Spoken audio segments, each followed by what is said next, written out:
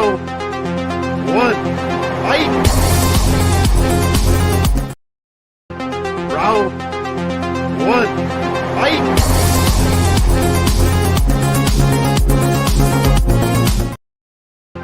Round one, fight!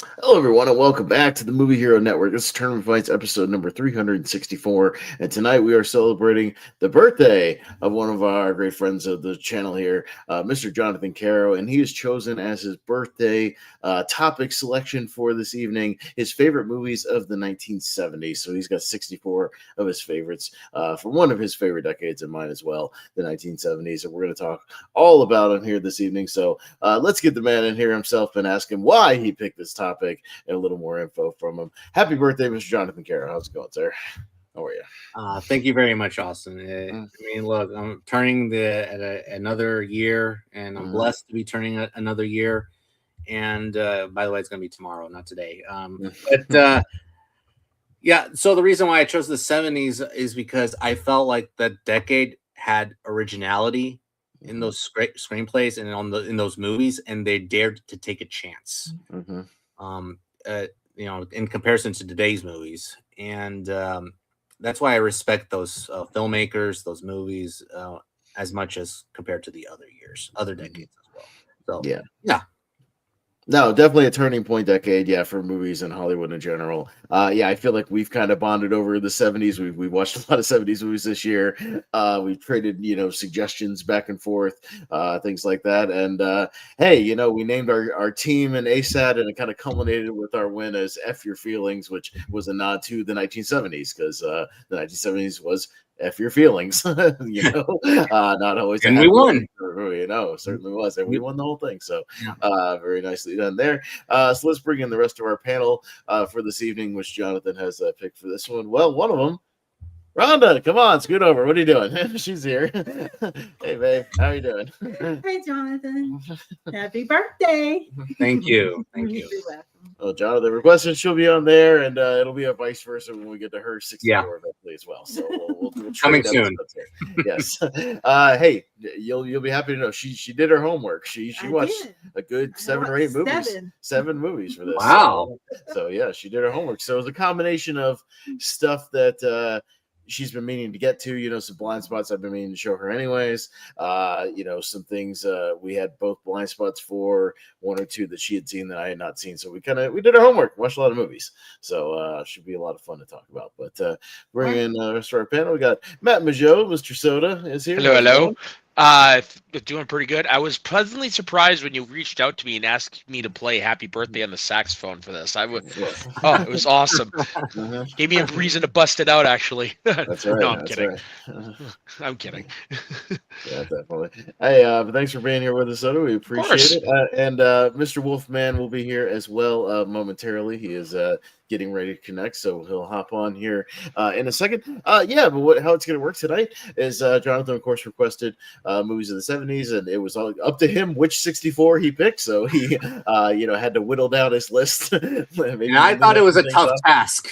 Yeah, I had to cut some very big favorites. So you can let us know later. Which ones you had to kind of make the hard cuts on, because I know you were even whittling it down, last week at the last minute. So tough decision. So this is not like the definitive all the favorites from the 70s. It's some stuff. There are some old favorites on here, obviously some all timers, and then some other ones that he hopefully will recommend. Give some shout outs to, and we watched a few as well. So it's his top 64 at this point in time. At this point, right now, there could be more 70s movies in the future. Who knows? It's a big decade. There are a lot. And the tournament fight, the 70s is on the way. So. Yeah. So, and also as usual, Jonathan, I put them all in a bracket. I randomized it, and I have not looked at it except for the top first two matches. Is the only thing I know. So I have no idea if the bracket was kind or if it was an F your feelings kind of bracket as well. With a bunch F your feelings. Speaking of F your feelings, Rhonda's going to do something on the side. I'm going to keep track of the votes as I usually do. She's going to do an F your feelings counter for tonight.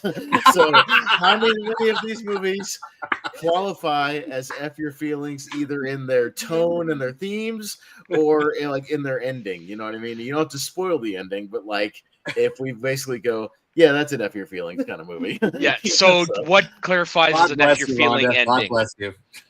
Basically, if there's no happy ending, if it's pretty depressing for people involved, or so the original ending of Rocky, got it. Okay.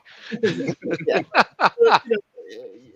those types of kind of ends, and you're just like, oh, well, that wasn't go lucky. Well, shit. Everybody involved. Shit.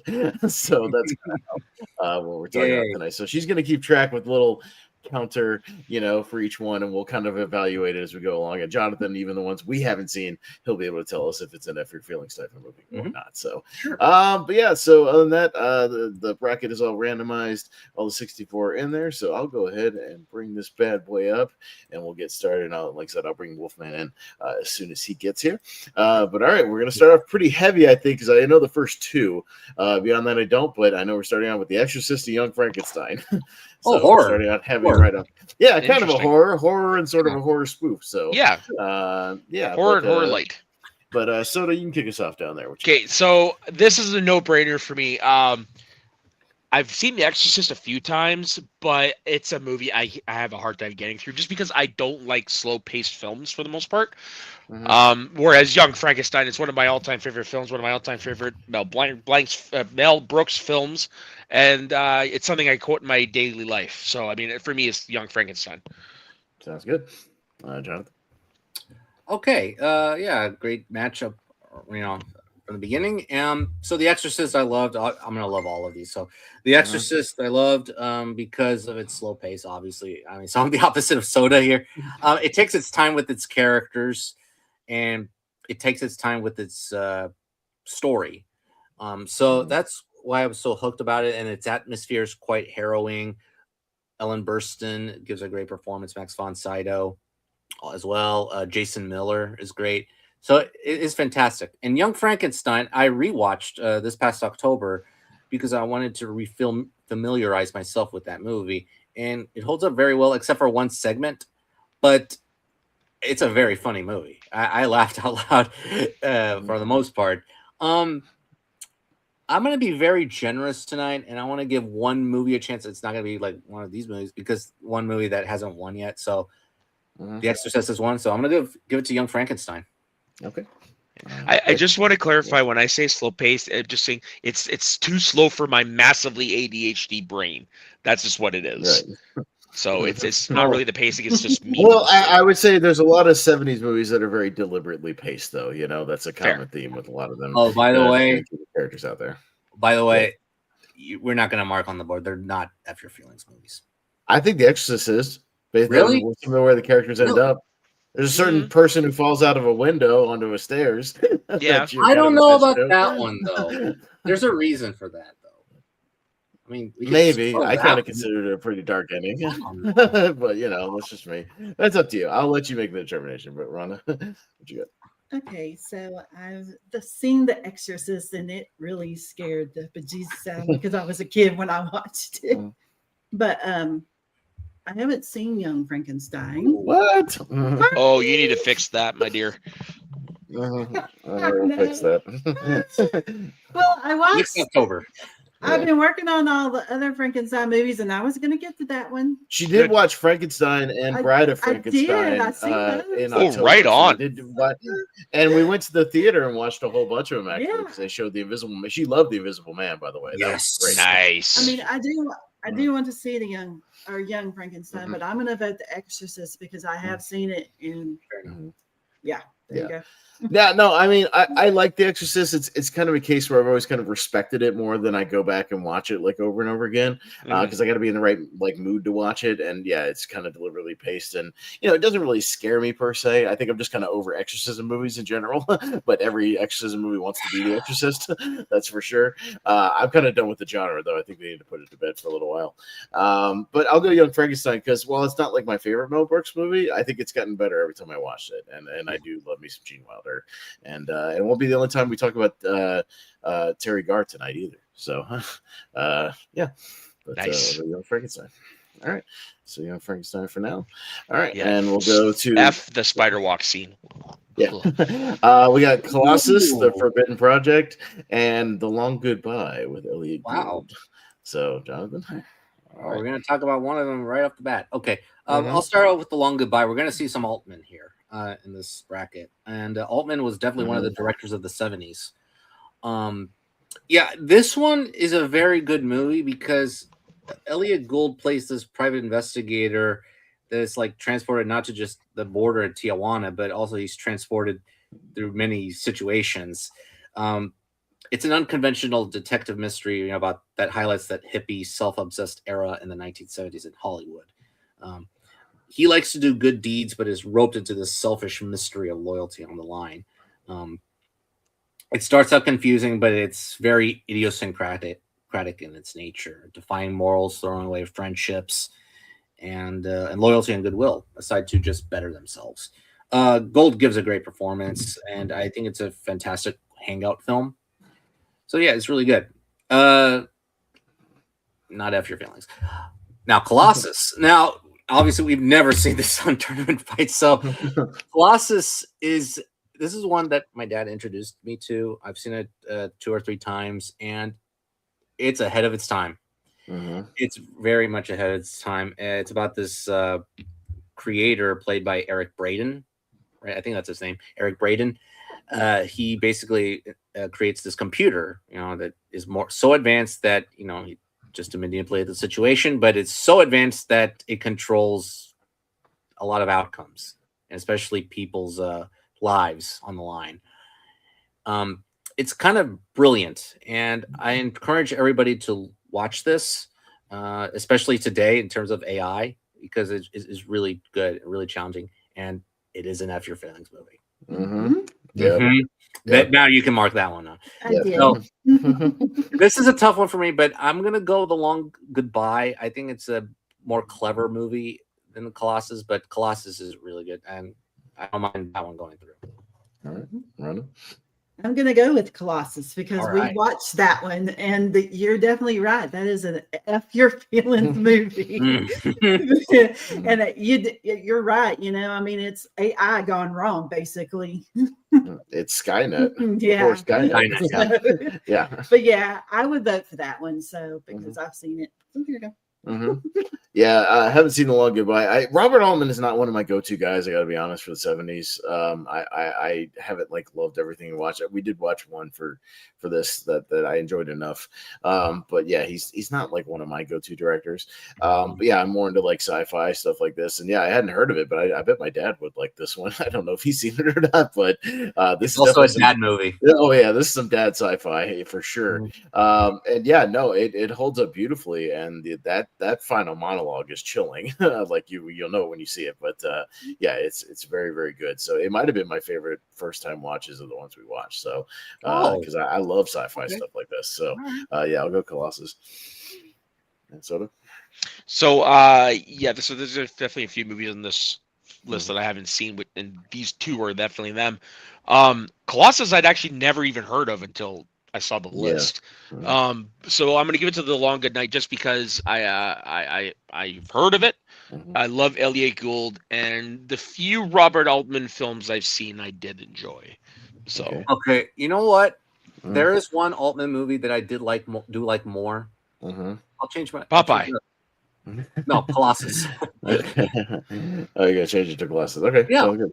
Yeah. No, the one Altman movie we did we enjoyed, but yeah, he's not one of my go-to guys. So yeah, but all right, I got Alice Doesn't Live Here Anymore. That's Scorsese, and Paper Moon with the Peter Bogdanovich movie. So Rhonda, we saw Paper Moon. You saw it in the theater in October. Yeah.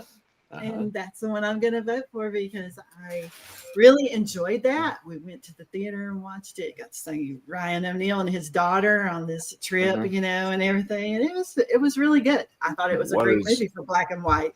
Right. So what is up? Hey.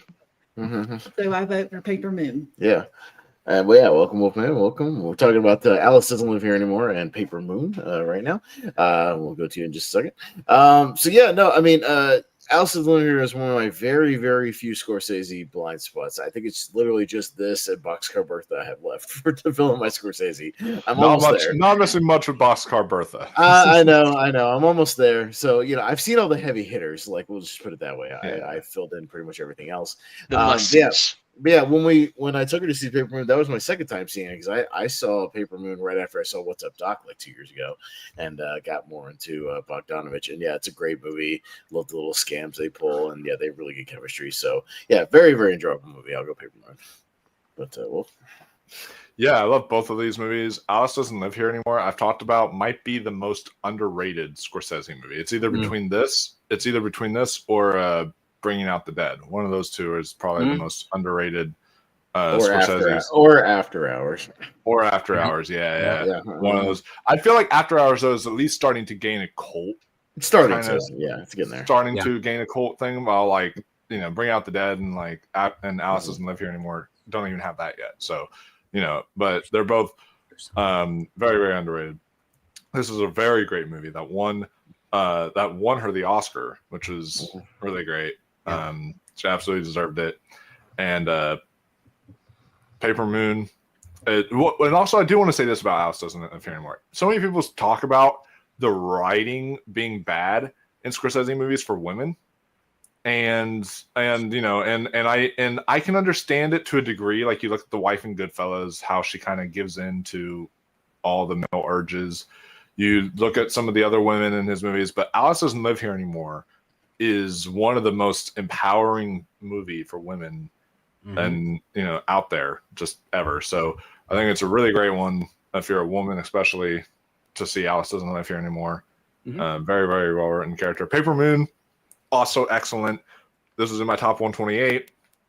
I watched this movie because my best friend was into it, and that was one of his favorite movies, and it blew me away. It has the youngest Oscar winner in history with Tatum O'Neal, who absolutely deserved that award. She just absolutely killed it in here.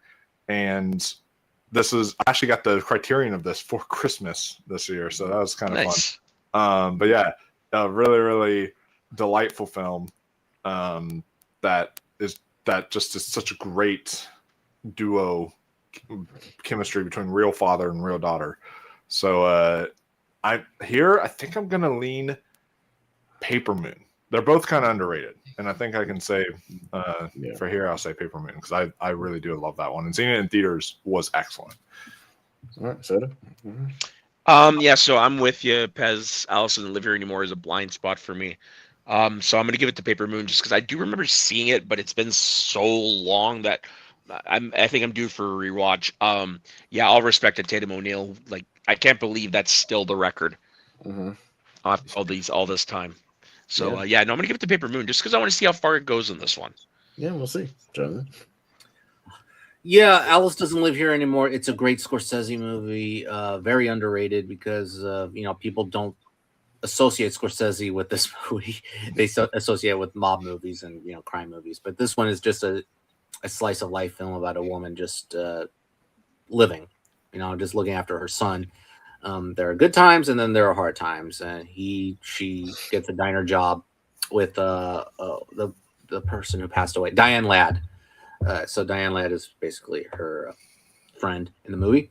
And Paper Moon is a delightful movie. I love this movie. I've seen it like 3 times. It's great. I could rewatch this as like a comfort film, but just the dynamic between Ryan O'Neal and Tatum O'Neal is just fantastic. So I'm gonna go Paper Moon. Let's sweep it. All right, sweep it for Paper Moon.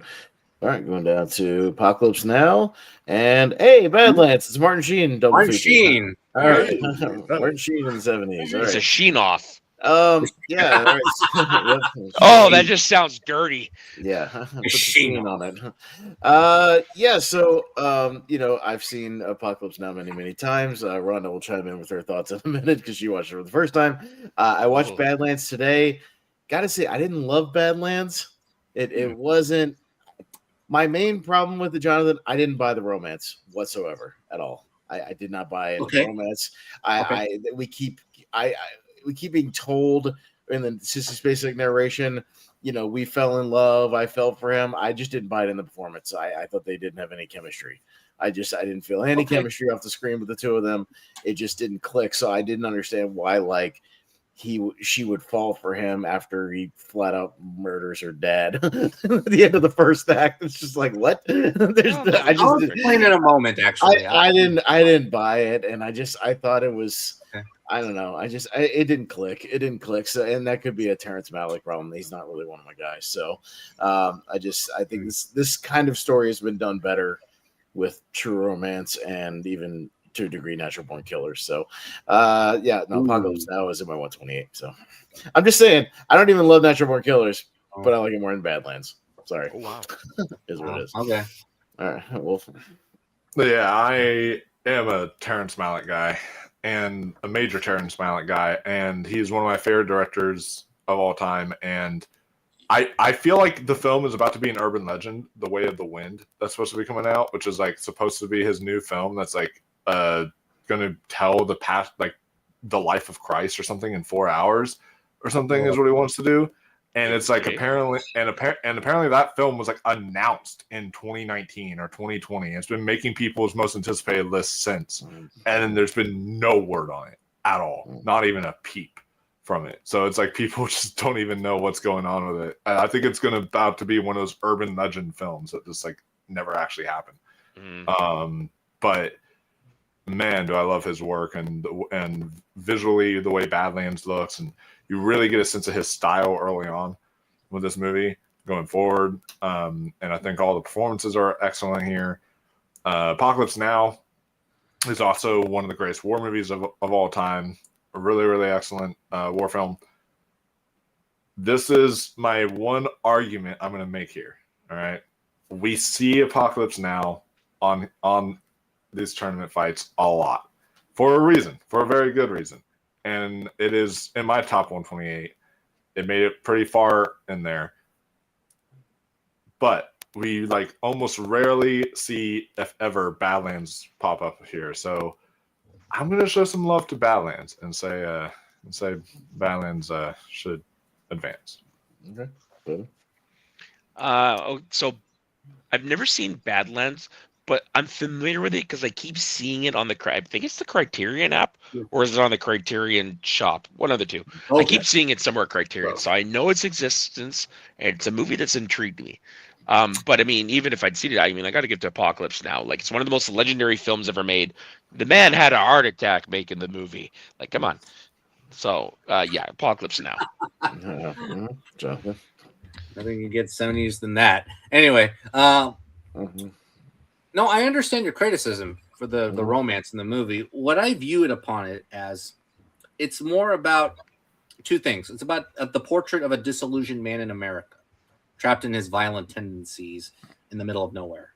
We just question whether his PTSD is from the war or is something else. And the second thing is, this is from Sissy Spacek's character's perspective. And this is not true love at all. This is more like puppy love from her eyes. It's like a youthful kind of love. Because if it were true love, yes, I would not buy this movie at all. I would not buy their romance at all. So that's how I viewed it. I like that Malick and Sheen, they don't retreat to the cliches, because Sheen's character is like the James Dean type of character. He has the outfit and all that stuff. Yeah, and he's the James Dean garbage man. Yeah, pretty much. It's pretty much. So, anyway, it's a really insightful. Definitely like one of the few Malick movies I really enjoy, and we're gonna get to another one soon. And Yeah, I really liked it. Apocalypse Now, it is one of my favorite war movies ever. One of my favorite movies of all time. As much as I want to champion Badlands, I gotta go Apocalypse Now. That's the one I've seen that so many times. Yeah, I gotta go Apocalypse Now. All right, And Coppola. He's one of the directors of the 70s. Coppola. And that's about it. Well, 80s. I'm kidding. But 90s. I like The Outsiders. I think Dracula was like his last great film. Yeah, although I do have a soft spot for Jack. I'd actually like that one. Rhonda? Okay, so I'll try to get this out real. It's fine. I saw this. I saw Apocalypse Now yesterday. Man, oh man, that movie blew me away.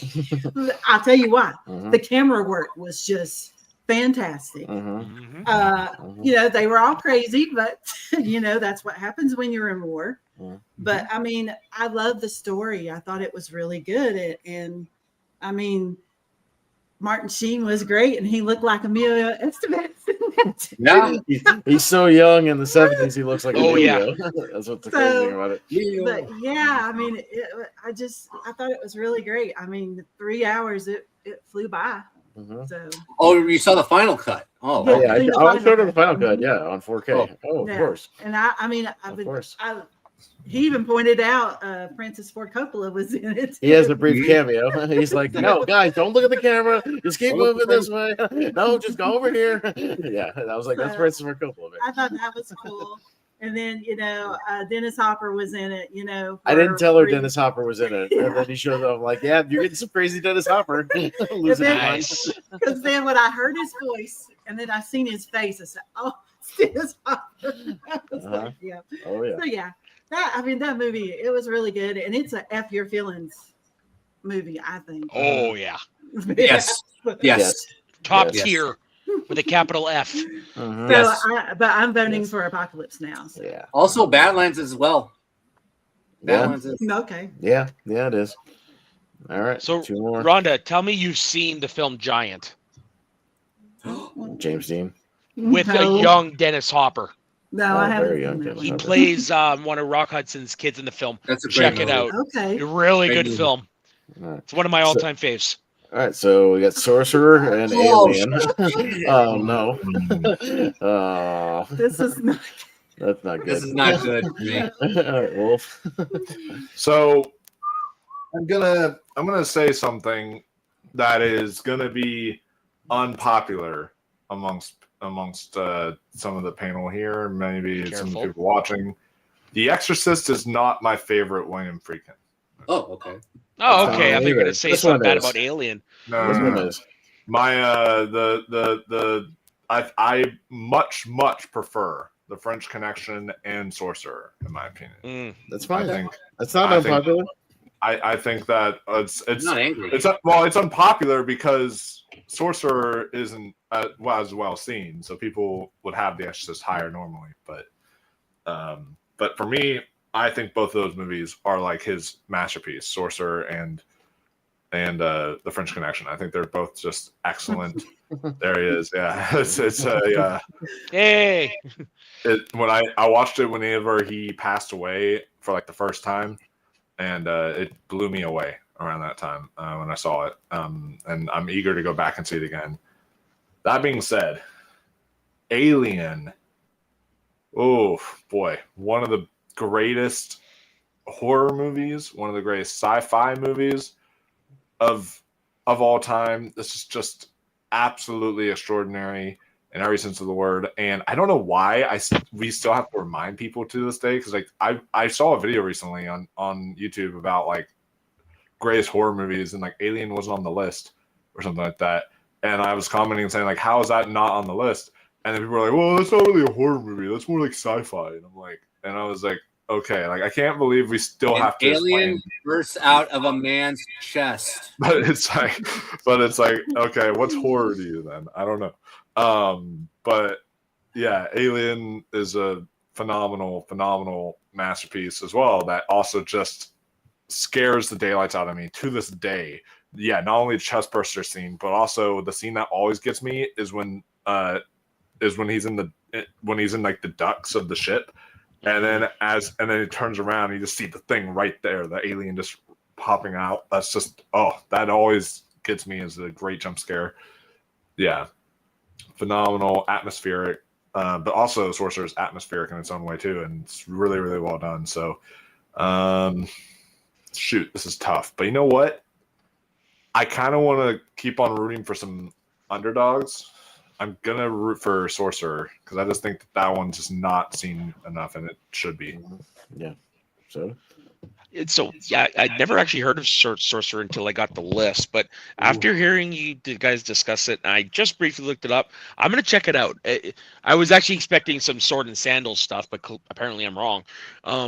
No. But so yeah, I looked it up. I'm like, oh, definitely not that. Okay, so no, I'm gonna go with Alien just because it's Alien. It's one of the best horror sci-fi films of all time.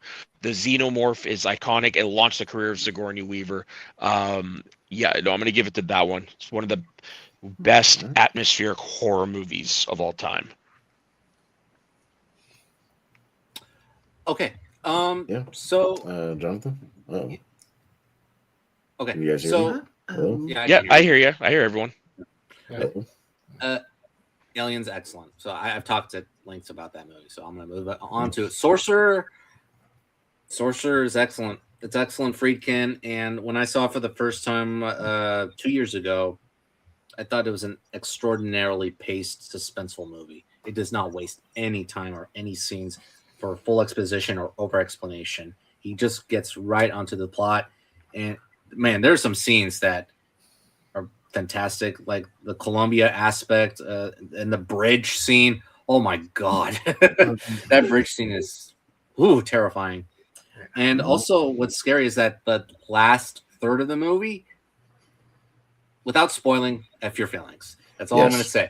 Yes. So, and a movie I just watched for 2025 was Surratt, and it did remind me a little bit of Sorcerer. It does, yeah. It did. Especially that scene, Wolf. You know what I'm talking about. I'm not going to spoil that. God, yeah. No, not that part. But yeah, so Alien's great. You know what? Let's champion Sorcerer. All right, Rhonda. Okay, so I've seen both of them, and you know how I feel about Alien. I like Alien. I just don't like the face huggers.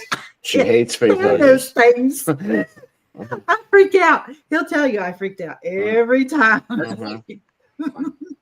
But I like Sorcerer too. Sorcerer was really good, and yes, the bridge scene is. She hates like suspension bridges, anyways, in movies, and I showed her that and she was like freaking out. Yeah. Amen, sister. I was holding my breath the whole time. I was, you know, but yeah. We were even watching McCabe and Mrs. Miller, and it has that little bit of a bridge, and it's only over that one little shallow thing of water, and she's just like, nope. I don't like swinging bridges. That's funny. Swinging bridges scare me so bad. Yeah. Of course, any bridge that does any jumping freaks me out. But anyway, I love both of these movies, but I'm going to go with Sorcerer because I agree we should champion Sorcerer. Yeah. And Sorcerer's good. Roy Schneider's good. It's great. Yeah, you can't go wrong with 70s Roy Scheider. I've always said he's pretty damn flawless in the 70s also. So if you see him in his 70s filmography, which we'll see more of his throughout the night tonight. A couple, more than that. All That Jazz, French Connection, Marathon Jaws. Man, Jaws. I've got like 5 movies in here, bro. I forgot about Marathon Man. Bro, he's all over the 70s, man. Anyway, I'm going to champion Sorcerer as well because I've always championed it here on the channel. I love that movie. It's my favorite Freakin', and now it gets me every time. Love it. So, yeah, why not? We'll see Alien again many times. So, all right. Go to 5 Easy Pieces for Nicholson and The Taking of Pelham 1, 2, 3. Ooh. Soda. Yeah. Oh, this one's tough. They're both really, really good movies. You know what? I'm gonna go with 5 Easy Pieces based on the Sorcerer argument. It's not one you see often on here, so I'm gonna champion that one. All right, Jonathan. Interesting. Okay, I like that. Yeah, here we go. We have another actor of the 70s, Jack Nicholson. He's going to be on here a few times. And I love this movie because it's on the surface, you think it's about one thing, and then after that first act, passes, it's about another thing. So it's really about the man, not his life per se. Even though we explore his backstory in that second half with his family and what he is really like. There is a key scene in the movie where they're on the freeway and he's playing the piano. I think it's iconic, as well as that scene with the restaurant. Yeah, I think that's a fantastic scene. I think it's a fantastically deeply explored film that is rich in character, and it has glimpses of fun and happiness to remorsefulness. That's fantastic. It's another portrait of a disaffected American man, and it's pretty disheartening to watch at times. And the last scene is very hard to interpret because it could be F your feelings or it could be something else, but it marks like either a continuing chapter of this feeling in his life or another chapter to start over to see where he's going. So yeah, you can interpret it whatever you will. The Taking of Pelham 123 is fantastic as well. I think it's a great heist film, a great hostage film. I think Walter Matthau is great as the guy, and also Robert Shaw. He's going to be in here a few times, and he's great. Boy, I've seen Taking of Pelham more, so I'm going to go Taking of Pelham 1, 2, 3. I think it's great. So 5 easy pieces. I do recommend. Yeah, Rhonda. I'm going to go with the Taking of Pelham 1, 2, 3 because I've seen it. I've seen that and the remake, so I like both of them. So I'm going with that one. Yeah, no, I'm gonna go with Pelham because that's one I saw pretty early on. That was a dad movie. My dad showed me that one, so because he loves some old school Robert Shaw and Walter Matthau as well. And no, I like a good hostage thriller, so yeah, it works for me. It's definitely a dad thriller, so I'll go Pelham. Wolf. This is interesting because 5 easy pieces is an excellent character study type of movie. And then Taking a Pelham 1, 2, 3 is one of the greatest heist robbery movies ever made. You can definitely see how a lot of other movies were influenced by it. And I just think that this is such a tense thrill ride of a film. So kind of a difficult choice here, but I think I'm going to lean with Taking a Pelham 1, 2, 3. I really, really love that movie. All right, sounds good. All right, we've got Dirty Harry and Being There with Peter Sellers. So, Jonathan, what you got? Oh man, okay, this is very opposite ends of the spectrum here. You know what Dirty Harry is about? I mean, basically a dirty cop just going against the rules, hunting down this killer called Scorpio. That's basically what it's about. But Being There. It's a lovely film. It's a lovely comedy from Hal Ashby, starring Peter Sellers as this middle-aged odd gardener who spent his life tending to a garden for an old man and never leaving the property. And all he has to do is just garden and watch television and mimic gestures, copy dialogue, and deliver that dialogue while watching the television. So I think he gives a dynamic performance regarding, how he conveys dialogue to other people regarding intellectual mannerisms or just childlike mannerisms. And I think it's a great movie. I think Shirley MacLaine, Melvin Douglas, and Jack Warden are fantastic here as well. It's a subtle film. It's a very sensitive movie, and it's quite smart and sophisticated. So, man, this is a shame about this matchup. I'm going to go Being There, but once again, I'm okay with either one of these movies moving on. So, Being There. All right, Rhonda. I'm going to go with Dirty Harry because my dad showed me that movie when I was young. So I've seen a lot of movies that I probably shouldn't have, but yeah, I like Dirty Harry. Yeah, I think all of us did. Yeah, I like Clint Eastwood in that movie. Yeah. Well, that's because Dirty Harry is a dad movie, so dads love Dirty Harry. And yeah, hey, son, get in here and watch Dirty Harry. This is great. This is good Clint Eastwood. No, yeah, I've seen Dirty Harry a bunch of times. I've never seen Being There, but I'm trying to get around to more Peter Sellers stuff. And man, it's a shame. I didn't realize he died at 50 or like 54 or something like that. Like, Yeah, Yeah. he died fairly young. Yeah, well, in 1980. So yeah, that dude could have made so many more great movies. It's kind of a shame. Yeah, I'm going Dirty Harry. Wolf. Yeah. I'm gonna go with Dirty Harry as well. Mhm. I've not seen Being There. That's one of the blind spots I have on this list, and I did catch up to like one or two blind spots, but that's just one I didn't get time to catch up on. But eventually, I do plan on watching it. It sounds really good. But yeah, since I've seen Dirty Harry and I really like Dirty Harry, I'll say go ahead, punk, make my day. Yeah, Soda. Yeah, Being There was the one where when I saw the list, I wanted to watch, but unfortunately, I ran out of time. It is one I really want to go back and check out. But I mean, so I'm gonna give it to Dirty Harry because I've seen it, and because it's Bond franchise and one of Clint Eastwood's most iconic roles, and is one of the most iconic movies of the '70s. Yep. Yeah, no, 100%. All right, Dirty Harry. All right, got a little more Eastwood. Got the Outlaw Josie Wales, and some more Nicholson. We got Chinatown. So, all right, Rhonda. Oh, I wanted to see that movie, Chinatown. Oh yeah, I know. We were gonna go see it in the We theater. I never think we did. got. I think we got busy that day. They were Yeah. showing it in October. Yeah. Well, all right. Well, then I'm going to go with the Outlaw Josie Wales because I have seen that movie with Clint Eastwood in it. So, Yeah. I haven't seen Chinatown, but I would like to see it. Yeah, no, I've seen Chinatown a couple times, and I've seen it a couple times because it's kind of a confusing movie when you watch it. You don't know exactly what's going on with the utility stuff, at all times. You just kind of know that's why literally the movie even kind of throws its hands in the air at the end and does the whole, forget it, Jake, it's Chinatown, at the end, because it's not really the point. But I'm an Eastwood Western guy. I'll watch any Western he does. So yeah, I got to go Josie Wales here. It's kind of more my style. Cool.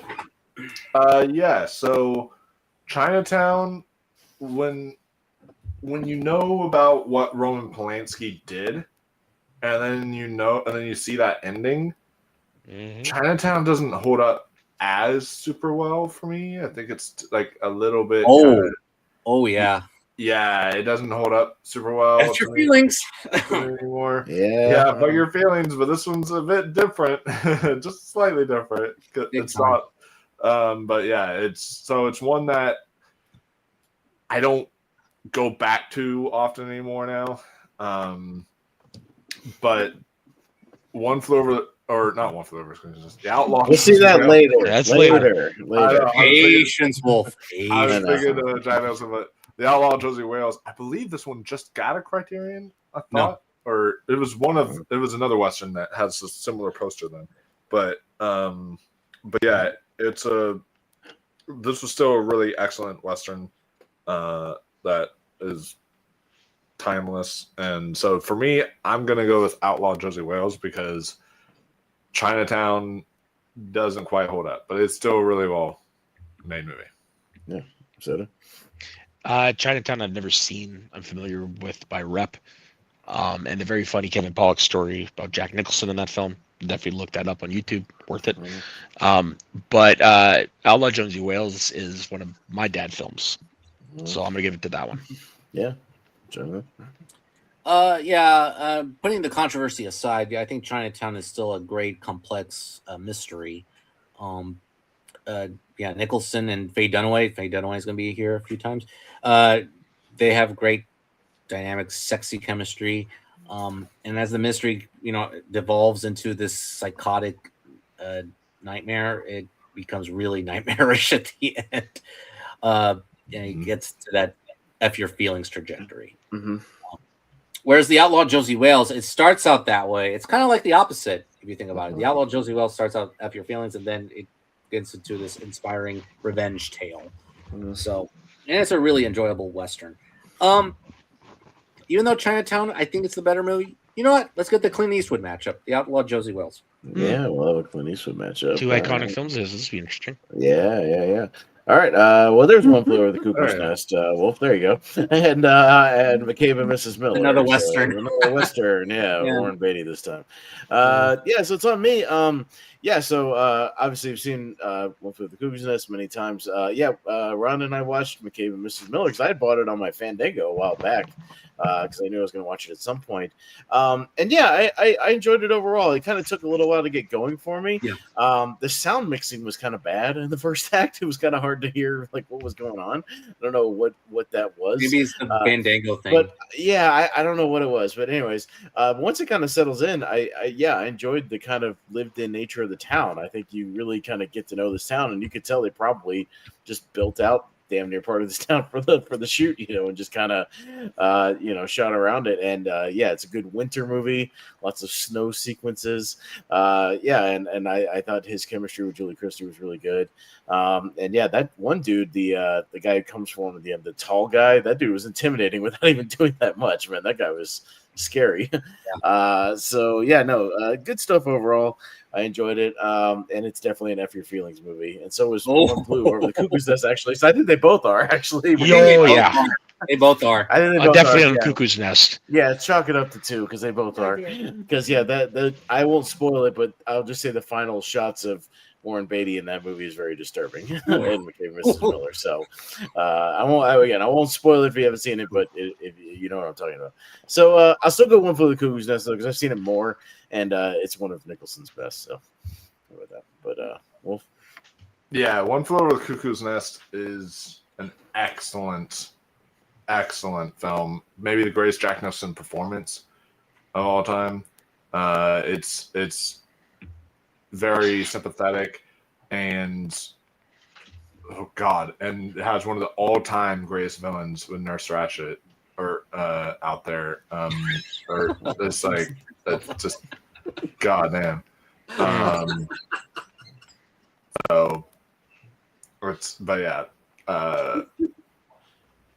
and Mrs. Miller, I've actually never seen this one, but it is one that I do want to get around to seeing at some point. This is one of my blind spots.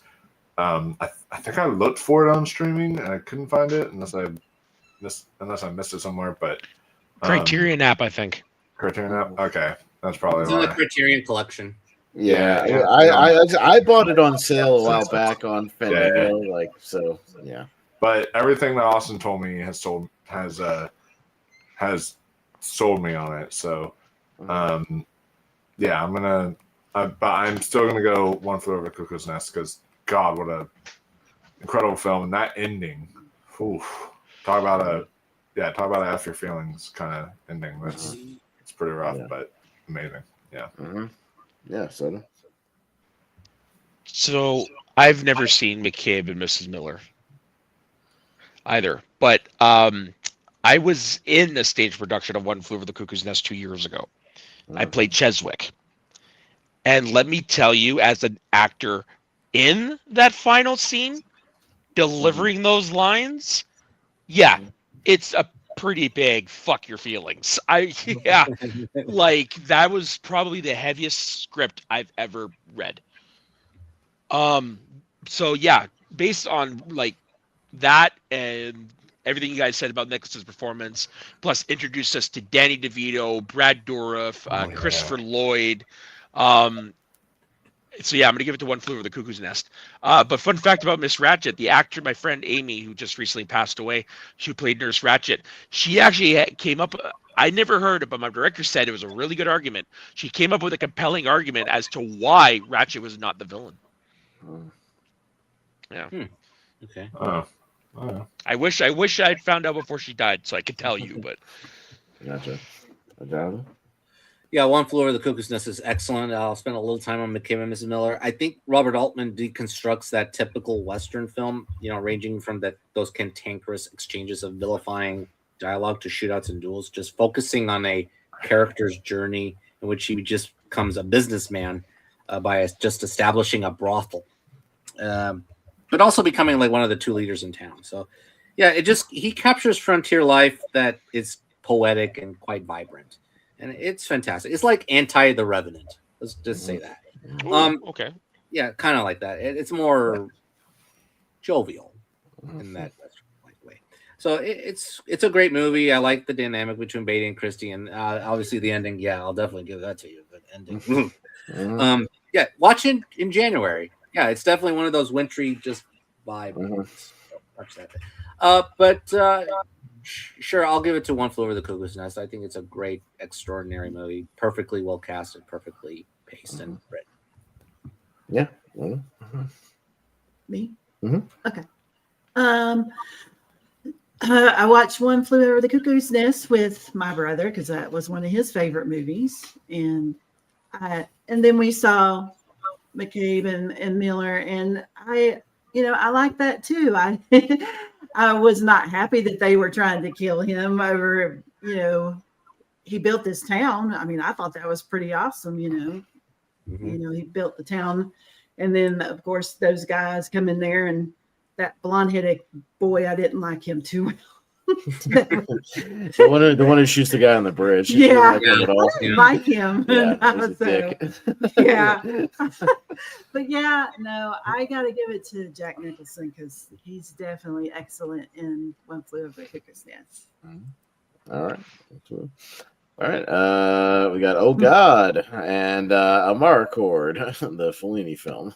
You know what? I don't think any of y'all have seen Amarcord, have you? I've never even heard of Amarcord. I'm not a Fellini guy.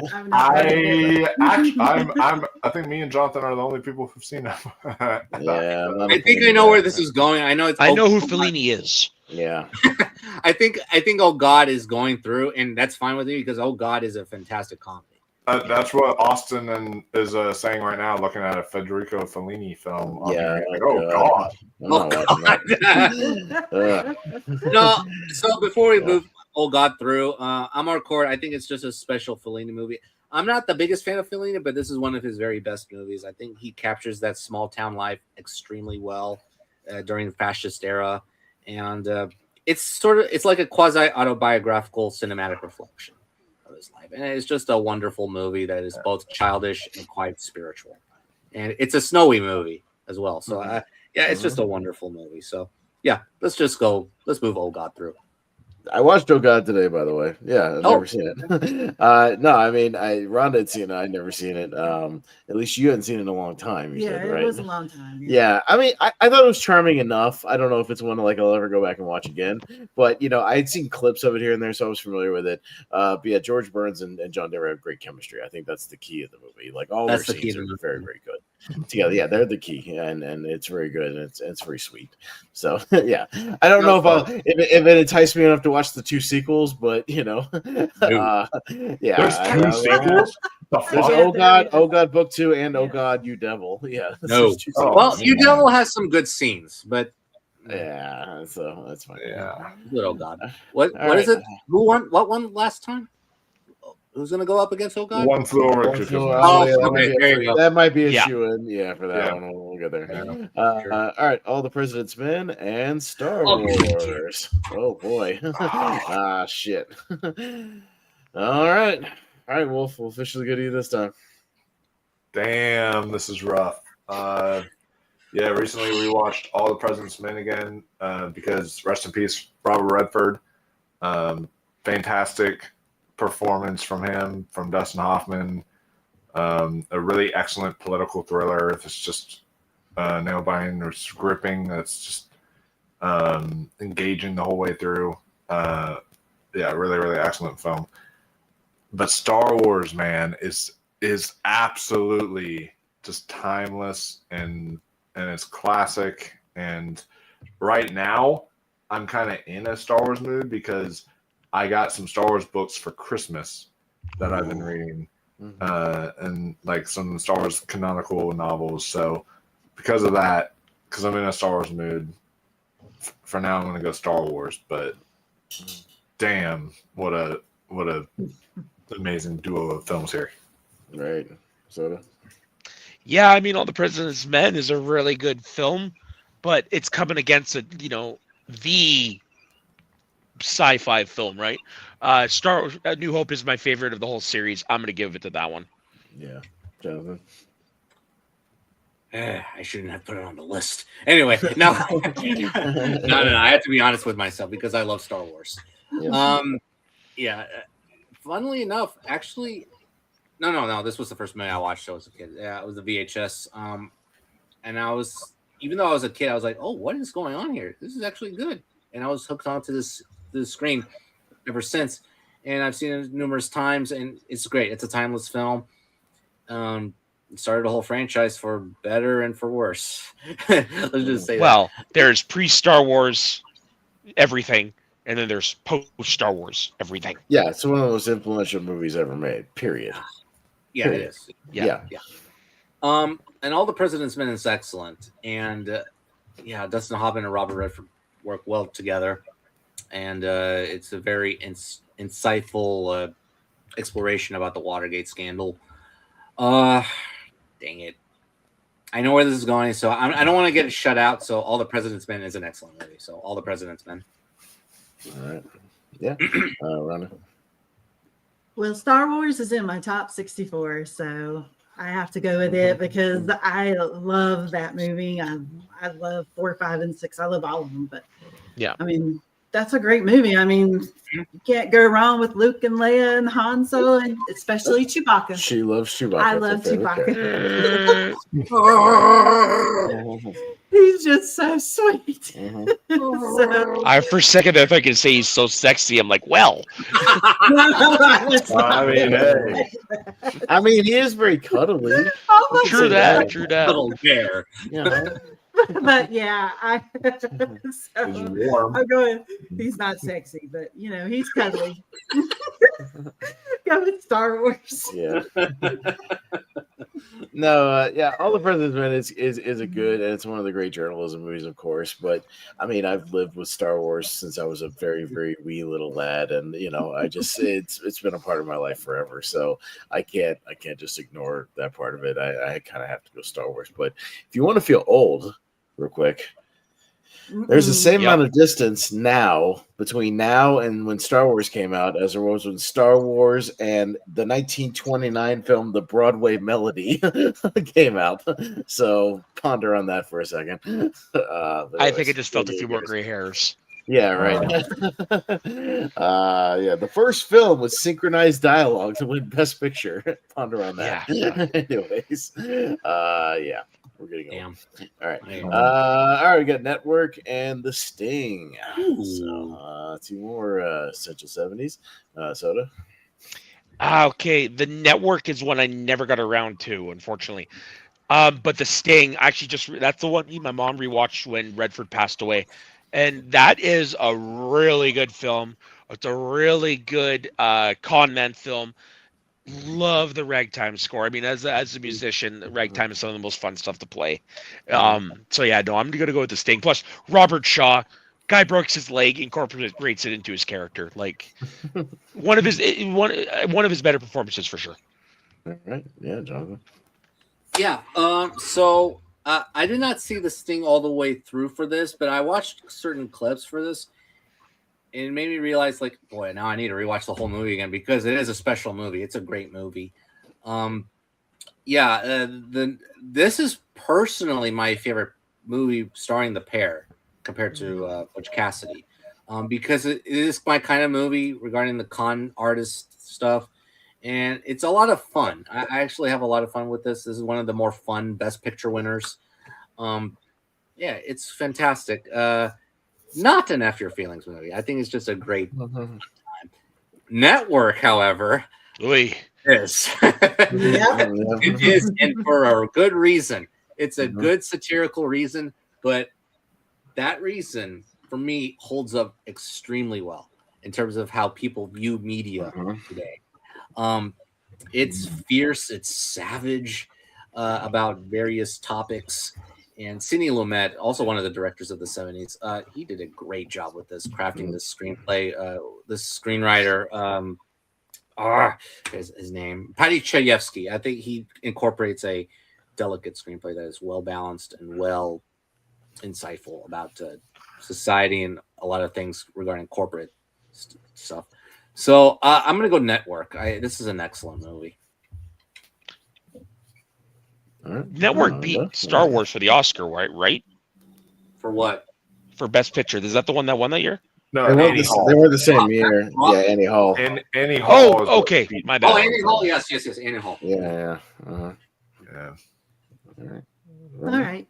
The Network was one of the ones I watched, Jonathan, on my own. So I haven't seen The Sting, and I enjoyed Network. I mean, you got Faye Dunaway in it, Robert Duvall, and a bunch of other people, but I actually enjoyed it. I thought it was a really good movie. So I'm going to go with The Network. Yeah, no, I like The Sting. I've only seen it once, but luckily it was in a theater, probably back in the 2010s at some point. So I need to rewatch it. I'm more partial to Butch Cassidy as far as that duo, just because I like Westerns, so, and I think it's a really fun one. But Network's great, yeah, and it's still very prescient today. All the monologues that Peter Finch gives, still you could apply, right now. It's still really great. So, no, I'll go with Network. I really like it. Wolf? Yeah, Network still holds up. It's extremely relevant to today. That's really uncanny. The Sting is one that got to actually play again recently in theaters because of Robert Redford's passing, but I got to see it at home. But yeah, it's a great movie. So both of them are really excellent, but I'm going to go Network here. All right, I'm gonna move Network through. Wolf, check the private chat real quick. Okay. All right, we'll go with Solaris, the sci-fi movie, and The Godfather. All right, you know what? No-brainer for me. You know what? Let me talk about Solaris because you can talk about Solaris. Godfather. We'll move The Godfather through. Yeah, good. That's Look, fine.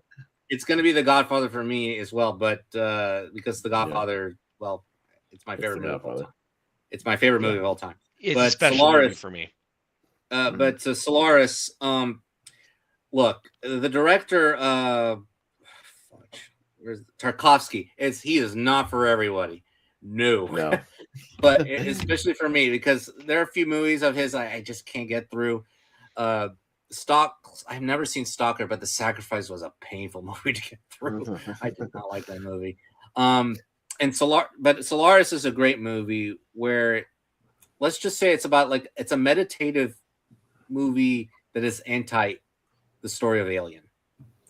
Take out the Alien, and this is what you get: Solaris. That's basically what it is. Oh, okay. But the ending, though, it's very interesting, and it made me I had to really think about what the ending was really about, and then I thought about it. I was like, oh shit, that's right. Okay, so. Heck, I think that would be an F Your Feelings movie, that ending right there. So, but The Godfather. And that's an F Your Feelings ending. It's an F Your Feelings. Just a lot of F Your Feelings moments throughout the entire movie, I would say. and especially for part 2, when we get to part 2, 100%. Part 2. Closing the door on Diane Keaton. That's F Your That's just, Yeah. That's a fuck you and a half. Yeah. Right. All right. Let's go to French Connection and Close Encounters. So Friedkin and Spielberg, Jonathan, and more Roy Scheider. Yeah. French Connection. So I'm gonna confess, this is on the lower. These both movies are on the lower end of my 70s movies list. French Connection. I think it's a really good detective thriller, a really grimy cop thriller from William Friedkin. Hackman gives a great performance. This is one of his very best performances. Just investigating the case, and then it leads to one of the best car chases in history. It's great. And Close Encounters of the Third Kind, it also has that kind of feel as well. It's slow burn in the first third of the movie, and then it builds up to this wonderful spectacle in the last 30 minutes that it's gorgeous to look at with that great score from John Williams. It's a magical film. I loved it. Yeah. Richard Dreyfuss, Melinda Dillon, Terry Garr. Fantastic. So let's move Spielberg through. Close Encounters. Okay. Rhonda. Sitting here debating, I was like, I don't know which one to pick because I've seen both of these, and I'm like, I don't know. But I like Close Encounters of the Third Kind because, I was a kid when I seen that little boy walk out the front door and He's gone. It's a scary sequence. So I mean, Yeah. it was freaky. That's as close to Spielberg gets as like horror Yes. sequences in his movies. I think this sequence is pretty scary, actually. Yeah. But yeah, so I mean, I like both of these movies, but I probably will go with Close Encounters of the Third Kind. Yeah, no, I like Close Encounters. It's not like one of my highest Spielbergs, things like that, but it still is a very good movie when I sit down and watch it. I think I go back to French Connection more because it's just I love 70s New York movies. Like 70s New York it's just so fascinating. Just that it's its own character, and again, this has all the elements I need, with Hackman and Roy Scheider, like in 70s New York. So it's just kind of more up my alley. So I'll go French Connection. Wolf. Is it better now? Yes. Yeah, a little better now. Yeah. Okay, cool. Yeah. Gotcha. But yeah, both of these are really good films here. It's interesting. Spielberg's newest film looks like it's kind of paying homage to Close Encounters of the Third Kind a little bit. So spiritual sequel. Yeah, kind of like a spiritual sequel. So maybe that should be that would be fun if it actually does connect because you could do that. The spaceship opens and out comes Richard Dreyfuss. Richard Dreyfuss wants that. Hey, you can do it, and he's been like, man, do I have a tale to tell you guys? Oh boy, does my ass hurt. I'm actually mind blown about that theory. Really? That's interesting. I can see it definitely being a sister's. I mean, he's around. It's not like it couldn't happen. Yeah. He's around. He could still do it. He's not passed away yet, but someone who has passed away, unfortunately, is Gene Hackman. Rest in peace. And he delivered time and time again amazing performances. And French Connection is arguably one of, if not his best, which he won the Academy Award for that year, deservedly so. What an incredible film. I also love these New York kind of mobbish 70s movies that these are definitely up my alley. And I also love me some sci-fi, but I think I'm going to lean the French Connection here for me personally. It's up to you, Soda. Yeah. So, Close Encounters of the Third Kind, love the score, but it's not my favorite Spielberg film. Whereas the French Connection, I watched it for the first time when Gene Hackman passed away, and I'm so glad I finally watched it. So I'm going to give it to the French Connection. Okay. All right, French Connection. Okay. All right. Got Le Cercle Rouge and Days of Heaven. Two movies I've never seen or heard of until the list. So. I hadn't heard of either until I saw the list. So let's flip a coin. Oh, y'all aren't Terrence Malick fans. Let's flip a coin. I don't. Y'all decide, and then I'll talk about him real quickly. I was gonna say I've not seen either one of them, Jonathan. Yeah. I will go with Days of Heaven because it has Brooke Adams from Body Snatchers the same year. So true. Okay. All right. I don't Wolf? know. I'm gonna go with Days of Heaven because I've not seen Le Cercle Rouge. I need to see that, but I have seen Days of Heaven because it's on Criterion, and this is this is an absolutely beautiful Terrence Malick film. Maybe his most beautiful looking film he's done, in my opinion. It's gorgeous. So I'm definitely gonna go Days of Heaven. I mean, I don't know. It might be up to Jonathan or something. No, it's still 2-0. Okay. I'm just gonna go with. I haven't seen either of them. I hadn't heard of either of them. So just for fun, I'm going to go with the Red Circle because it's French and I'm French Canadian. Okay. I think it may be up to Rhonda, but let me go through this real quickly. Let me see. Hold on. Okay, so Le Cercle Rouge. So this is a crime thriller. So it's a French crime thriller. It's revolving around this guy who is released from prison early for good behavior. A prison warden gives him a tip about a heist job, robbing a prestigious jewelry shop in Paris. Meanwhile, another prisoner named Vogel, played by, you're going to recognize this name, Austin, Jean-Maria Volonté. He's Indio from For $3 More. Yep. Yep. Yeah. I recognize the name. All right, I changed my vote. I'll watch Indio and Circle Rouge. He's shackled to... You can't do that. You've already picked. No, wait. It's not over. It's not over yet, and we haven't I know moved it's on still yet. gonna be up to Rhonda, I think. And he's shackled to okay, to this As long as he commissary does the same laugh. Yeah, right. That's pretty good. He's shackled to this commissary who's taken on a train from Marseille to Paris for interrogation. But this Vogel guy, the Jean-Marie Volonté character, manages to escape from it and hides in the boot of Corey's car hours later. So it's an intense heist thriller. I think it's a fantastic movie. Look, the jewelry heist is not sexy on paper, but it is a bit familiar. But the director the Melville handles it. It is so precise and careful with such patience and quiet suspense that there's no dialogue for 25 minutes, and it's riveting. It's fantastic. So if you're familiar with like Army of Shadows and La Samurai, you're gonna like this movie. It's a highly entertaining movie. And Days of Heaven is one of I got La Samurai for Christmas, so I'll have to check that out. So, and Days of Heaven, you said it, Wolf, is one of the most beautiful movies ever made. Malik, the photography alone, each scene is like a painting. So, and Richard Gere plays this not nice guy and goes with Brooke Adams to this house occupied by Sam Shepard, and that ending is F Your Feelings. I'll say that. And Le Circle Rouge, I don't want to give it away. Just to make it interesting, Rhonda, I'm going to leave it up to you. I'm going to give Days of Heaven. You pick. I've not seen either one of these. But to be honest with you, I like that Le Circle Rouge. It sounds very interesting. So let's go with that one. Okay. Sure. All right. And let's see what Le Circle Rouge will lose to. All right. And we'll go to All That Jazz or Invasion of the Body Snatchers. No.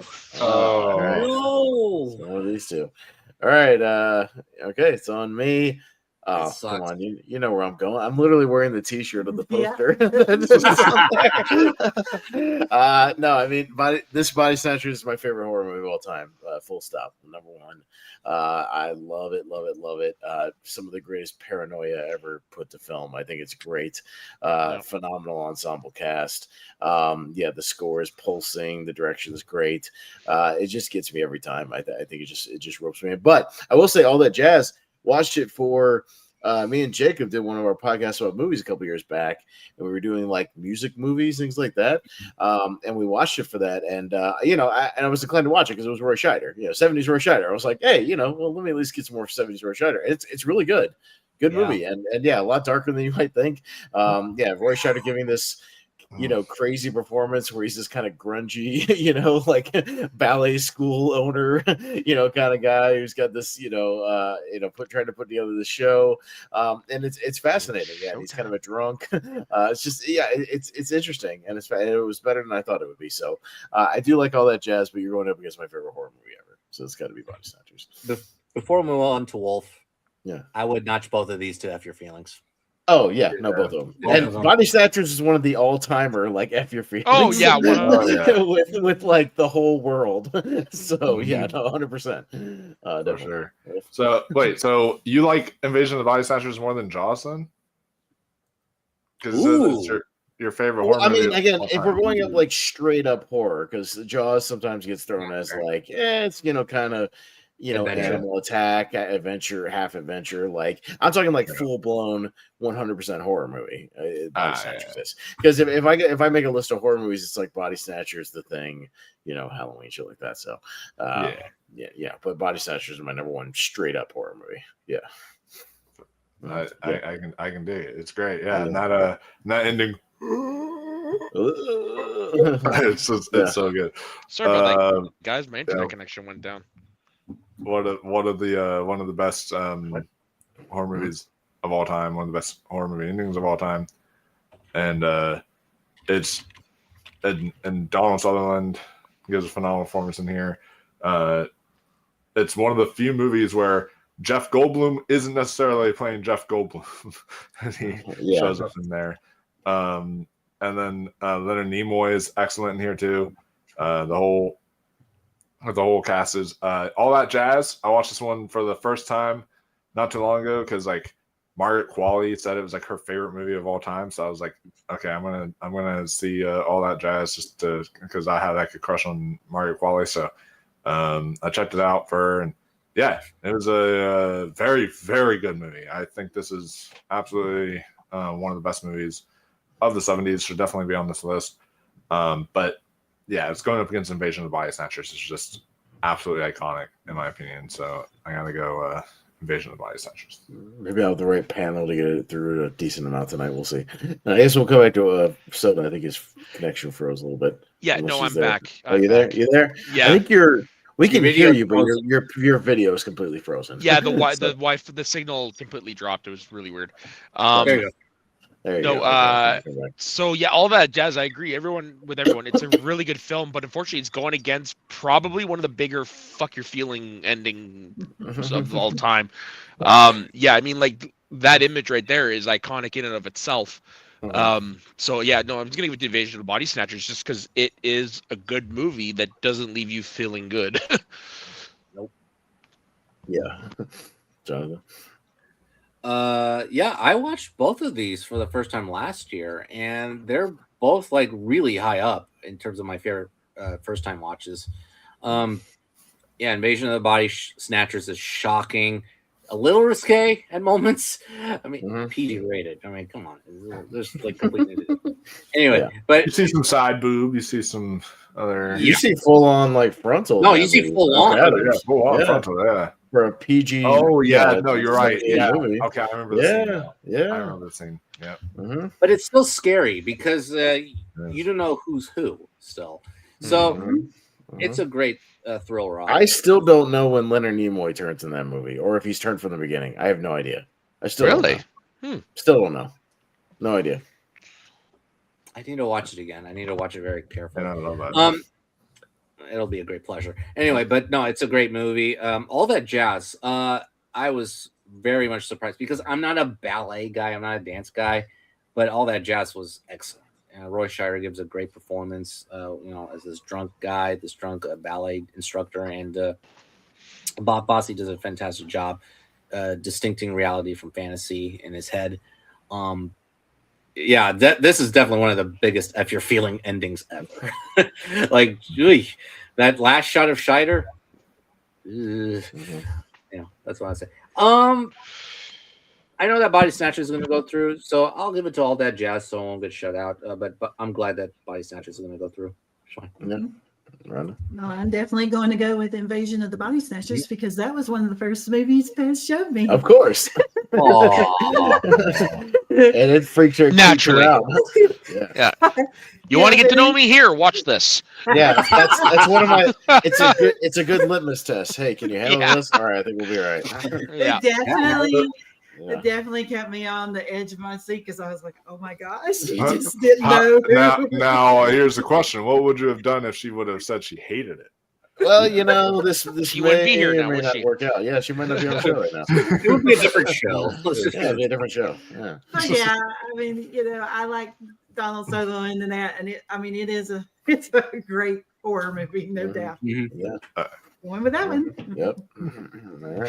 All right. Now let's jump to the other side, and we'll see what other. What did you miss? Wolf? The first two matches? Right? Yeah, I missed the first two. Yeah, these two. Yeah. I think Colossus, Over the Long Goodbye. Yeah, we had paper. He came in paper. I did that one. Yeah. Yeah, so and then the very first, which was Young Frankenstein. It's just okay. I can get behind that. So yeah, you're good. All right. All right, let's jump to the other side, see what other crazy matchup. We got a Woman Under the Influence and Serpico. All right. So, okay, Wolf, start with you this time. That's an interesting matchup. Yeah, so Serpico is one that is really, really great. From God, why am I blanking on the Sidney Lumet? Yeah, Sidney Lumet, excellent director from who did 12 Angry Men, Dog Day Afternoon. I watched this one actually for the first time just this past year, Serpico, because I was starting to get into Sidney Lumet stuff after seeing Dog Day Afternoon for the first time. And then, so after I saw that for the first time in theaters, I was like, oh, I need to see some more Sidney Lumet stuff. And yeah, Serpico is great. One of the best Al Pacino performances of all time. I think this is just a phenomenal movie. A Woman Under the Influence. I haven't seen it yet, and I was going to go see it for this, but I'm seeing it before Women's History Month or whatever for this upcoming year. So that's like kind of what I'm saving it for, because that's like I like to watch like a lot of like strong women movies for that month. So I'm going to be doing that for whenever that pops up. But it's one I've heard a lot about. It's one that I know a lot of actresses say is like one of their favorite movies. I think it's also on Criterion as well, potentially. So yeah, I gotta definitely see that one. Either that or it's like the one that's like something Mad Woman something. I forget what it is, but yeah, I gotta check this one out at some point. So yeah, I'm gonna go Serpico. Yeah. So I'm just gonna say I'm gonna go with Serpico. Great film, incredible true story. But this other film I've never heard of it. Could someone just give me a brief, like, what's it about? I'm up next, so you'll. Okay, cool. So yeah, I'm gonna go with Serpico. All right. Women on the Verge of a Nervous Breakdown. I get that confused, and A Woman Under the Influence just because of the names. I guess the Almodovar movie. Yeah.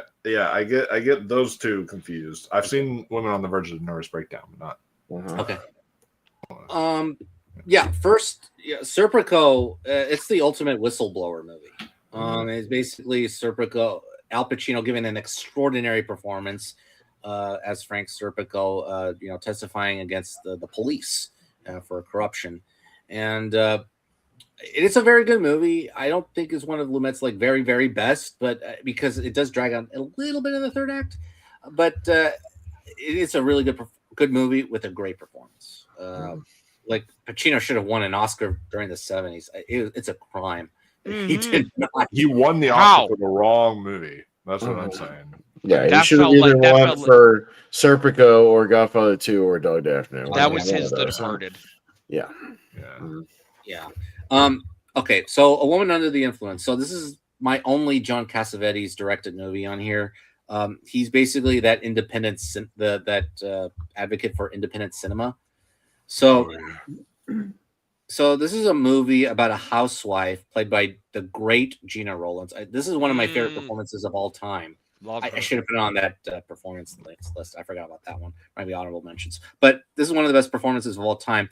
She's lusting for happiness as she is isolated and lonely while her husband, played by Peter Falk, who is a construction worker, he's out at work all day, and her children are at school. Or their children are at school.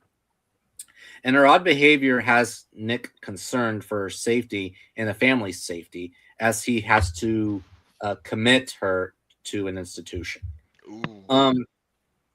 This is a lifelike movie. I think it's a lifelike movie where you think you find life monotonous, like everyday life, realistically, but when you see it on the film, you're so hooked to Rowlands' performance that I don't see Rowlands anymore. I see a person, a real human on screen, just being so overly out of control at certain scenes. And certain scenes go on forever, but that's life as well. So it's a great movie. It's a great movie about sexual politics and roles in poetic ways. And it's uncomfortable, but it's fearless. So it was really good, but I'll give it to A Woman Under the Influence. It's a great movie. Yeah. Okay. All right, so I saw Serpico for the first time. Pez knows where I'm going with this because I absolutely love Al Pacino. She loves Al Pacino. He was really good in this. Great ass. Yeah. Thank you. Talk about a different movie. I've seen that one too. He's great. But 70s Al Pacino, I mean, he was awesome. He's awesome. And I mean, that movie blew me away. It was really good. I really liked him in that movie. So yeah, I'm giving it to Serpico. Yeah.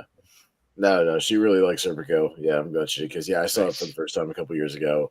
When I was filling in some of my Pacino gaps, and Serpico's great. If you haven't seen it, I think I watched it the same week as I did like a police corruption first time watches because I think I watched it the same week I watched LA Confidential, so it's two like kind of police corruption movies, different eras. But Serpico rules. It's great, and the real story enough behind people talk about it. Serpico's. And the fact that they made it like 2 years after the real thing that happened is kind of bonkers. It's kind of nuts that they made it that quick. So, it's kind of nuts. All right. All right. We got Marathon Man and the Poseidon Adventure. Shite a little more of Roy Scheider. Going up against Gene Hackman this time. So, all right. Minnesota. Oh, Jesus. I'm gonna have to be honest. I'm gonna have to go with the Poseidon Adventure because it's the only one of the two I've seen. I want to see the new Marathon Man, and I do plan on checking out this one as well. But I haven't got around to it yet. All right, John. I included the Poseidon Adventure because I think it's just one of the two disaster movies that I rewatch a lot. It's very entertaining, although it's not really original, but it is an entertaining movie. Great cast: Hackman. Leslie Nielsen as the captain, Roddy McDowell, Ernest Borgnine's really good. Shelley Winters, they're all fantastic. Jack Albertson from one of the movies we'll talk about later. It's a very fun, very good movie, well-paced movie. Now, Marathon Man. So I wasn't going to put it on the list initially, but I watched certain clips for it. I'm like, oh, this is damn awesome. All right, I'm putting it on the list. Like, there's some certain scenes that are great, nightmarish, not because of Hoffman, not because of Roy Scheider. Sir Laurence Olivier gives one of the most chillingly villainous performances ever. And we don't have a lot of great villains from the 70s, but this is one of them. He is fantastic. He's menacing. But on top of his performance, I think it's a great thrill ride. I think it's very unpredictable, kinetic. You worry about his character. I mean, behind the scenes, Dustin Hoffman basically he didn't sleep for this. I'm like, and Laurence Olivier was saying to him, like, what were you thinking? Just act. Yeah. That's all. So, you know what? I'm going to go Marathon Man. Yeah. So I'm going to go with Marathon Man. Okay, so I've seen both of them. The Poseidon Adventure was another one I watched for this, and I'm sitting there telling these people to move, because I just wanted them to move and keep going because they kept screaming and talking, and I was like, "Go on, get out of there!" Gene Hackman had it. He knew what he was talking about. So, but I'm gonna go the Poseidon Adventure. Yeah, no, two really good ones. But I watched Marathon Man, I want to say about a year ago, because again, I was filling in my Scheider gaps, and this is good stuff. And I've heard about it for a long time. Is it safe? The dentistry, torture, all that kind of stuff. It's a hell of a thriller and really good, and a good cat and mouse game at the end with the diamonds too, around New York. Yeah, man, really good thriller. I like that stuff a lot. So I don't mind either one going through because I like 70s disaster movies as well. But I'm going to go Marathon Man, see what happens. So I'll leave it up to Wolf. So this is interesting because Poseidon Adventure, I have seen it, but I saw it when I was young. And no, I'm not ready to say I grew up with this movie because I didn't see it like multiple times, but I did see it one time when I was like young as a kid, and I remember enjoying it. But it's been so long that I need to revisit it, so it's hard to like kind of remember certain stuff. But Marathon Man, I've seen a bit more recently, and this is a really tight knit, well done, well paced thriller with that excellent performance from Dustin Hoffman. And Laurence Olivier is so good in this film. So if I would have seen Poseidon Adventure again, then and it would have been more fresh in my mind, then maybe I would have voted for it. But because Marathon Man is pretty fresh in my mind, because that's one of the ones I caught up for, I'm gonna go Marathon Man. So, all right, marathon man. Hey, Jonathan, side adventure, F Your Feelings disaster movie? I'd say so. Mm-hmm. Given the fact that all but like so. 6 people in the thing die. Yeah. Well, that's every disaster movie. Yeah, I wouldn't really go. Well, I yeah, don't but know if it fits in that even your hero in the last 5 minutes. If nobody Well, survived, then yes. Often. That doesn't happen often.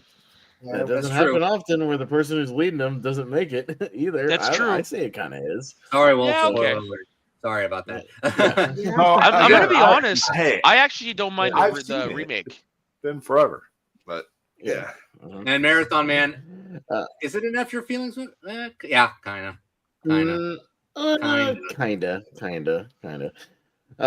Taxi Driver and Willy Wonka's a F Your. Yeah. Oh yeah. There you go. They say Taxi Driver and Willy Wonka. You know, fun for the whole family. A great double feature. You know, show the kids a little Willy Wonka and then introduce them to Travis Bickle. Children's horror and adult horror. Like that's what you do. But Jonathan. Yeah. Okay. Willy Wonka. I love this movie. So I saw it for the first time when I was a kid on television. Remember that Wonderful World of Disney thing? Yep. So I saw that for the first time during that, and I was like, "Wow, this is really great. It's really terrific." And then I bought it on VHS and then digital, and this is a timeless musical that never gets old for me because of Gene Wilder. Yeah, I think Gene Wilder is the key to this whole film. Is just a caveat to that whole experience. Well, there's certain scenes that are very traumatizing, especially that boat ride. And you never know what happens to those kids, by the way. I mean, just read the book. That's all I have to say about that. And I'm begging y'all, Taxi Driver. This is one of the great movies of all time. This is the essential New York movie of the 70s, in my opinion. Robert De Niro as Travis Bickle is iconic. I think this one is a masterpiece, in my opinion. I think this is a great Martin Scorsese, Robert De Niro collaboration. And it holds up very well in terms of how New York is displayed. So, Taxi Driver. Please, Taxi Driver. We'll see. Rhonda, you saw it for the first time a few months ago. I in went a theater. To the theater and watched it Ooh. with you. Yeah, in a theater for the first time. Yeah, no, a couple of these movies she saw. Yeah. Her first time was in the theater not Yeah. long ago. So, I seen Willy Wonka because you showed it to me too. yes, she didn't want to watch it. But we watched it. You know, and the reason being is because I know y'all don't like this movie, but I liked Wonka. Sorry, the other Wonka. Oh, I liked Wonka. I thought it was pretty But good. I'm a music theater nerd. It's too happy and joyful. We want fuck your feelings, all right? Oh, Yeah, that's in the sequel. That comes up in the sequel. Wonka 2 Electric Boogaloo. Rhonda, let me just say, I'm in the middle I'm gonna between say- Austin and yourself. I'm in the middle. Okay. Yes. Well, I like Taxi Driver. It's a very New York Oh, movie, yes. you know. So, and I really enjoyed it, and it's F Your Feelings. I'm going with Taxi Driver. Yeah. No, and I like both these movies quite a bit. Yeah, Taxi Driver is a tough watch, but it's very good. And I enjoyed our theater watch that we did as well because that was my first time seeing it in the theater. Yeah, Willy Wonka's great, but you know what? Taxi Driver, Jonathan, fits kind of more the motif of tonight, so I'm going to go with Taxi Driver of what we're kind of going for overall tonight. So I'll go with Taxi Driver. It's a quintessential beginning. Well, it's a quintessential like 70s, again, 70s revolutionary kind of filmmaking. Yeah, so for sure. Yeah. And a side note, that's why I picked this one over Mean Streets. Yeah. Yeah. I like Mean Streets, but Mean Streets is like I like you see the stuff that he would master later in Mean Streets, like pieces of it. You know what I mean? That he would expand on. It's kind of like when you watch Reservoir Dogs. It's like the pieces are there, and then he does Pulp Fiction. You know, that sort of thing. So it's that sort of thing. Yeah. 100%. But Oh yeah. This is very interesting because Willy Wonka is a movie that, as a kid, I actually did not like. This movie terrified me as a kid. I thought, like, especially this part where Gene Wilder's like singing, he does not blink once in that goddamn fucking song that he sings in the cave, where it's like that thing is absolutely terrifying.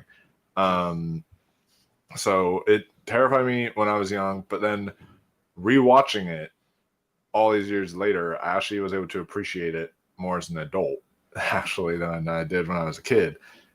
Interesting how that works sometimes. But we all know Austin's favorite was actually Charlie and the Chocolate Factory. I can't decide which one I don't like more, Charlie and the Chocolate Factory or Wonka. I'm trying to decide that. I didn't like Charlie. I mean, hey, we did Charlie and the Chocolate Factory as a drinking game. Maybe we can do Wonka one day. So. Oh God, you want to kill me? No.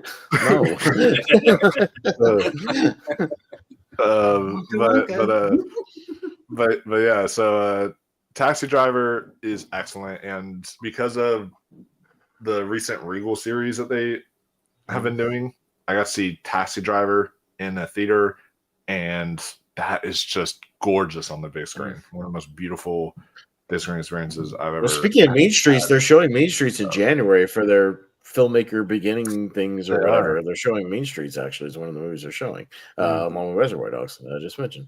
So yeah. So that'll be cool.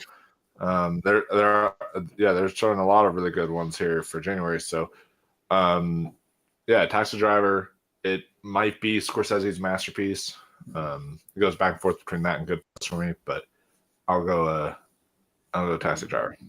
Yeah.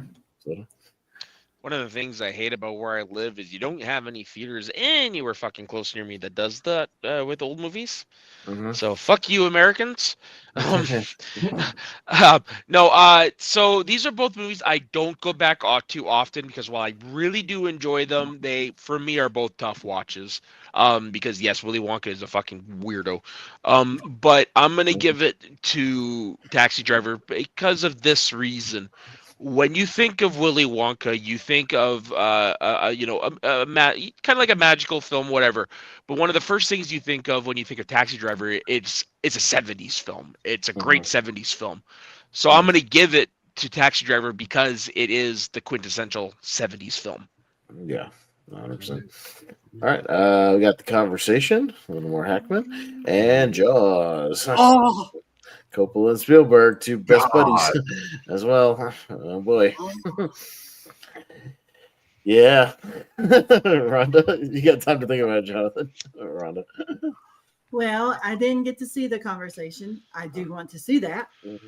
So, but I have to go with Jaws because I'm wearing a Jaws shirt. Yeah. She's wearing one of my Jaws shirts. So, yeah. That's right. And I like Jaws. Sure. I like Jaws a lot because I mean, I love Roy Schneider in it. He's great. Robert Shaw's great. He's really good in it. Mm-hmm. Lorraine Gray, is that her name? Lorraine Gary, yeah. Mm-hmm. Yeah, she's good too. Playing Roy Schneider's wife. But I mean, they got to get a bigger boat. Uh-huh. So, but I watched it in 3D. When it was in the theater. in 3D, yeah. When they did that 3D release, yeah. By the way, if you haven't seen Jaws in 3D, it's actually really good. It's very good. Even the water is like they do a great job, like with the conversion. It's very good. So they put a lot of effort into it. So hats off to them. Yes. And when the shark, I guess he was going inside that boat, and I stuck my foot out like, He was like kicking the shark. I mean, I felt like I was that close to that shark. I was like, You're not struggling like Robert Shaw in the movie. Yeah. So I'm going with Jaws.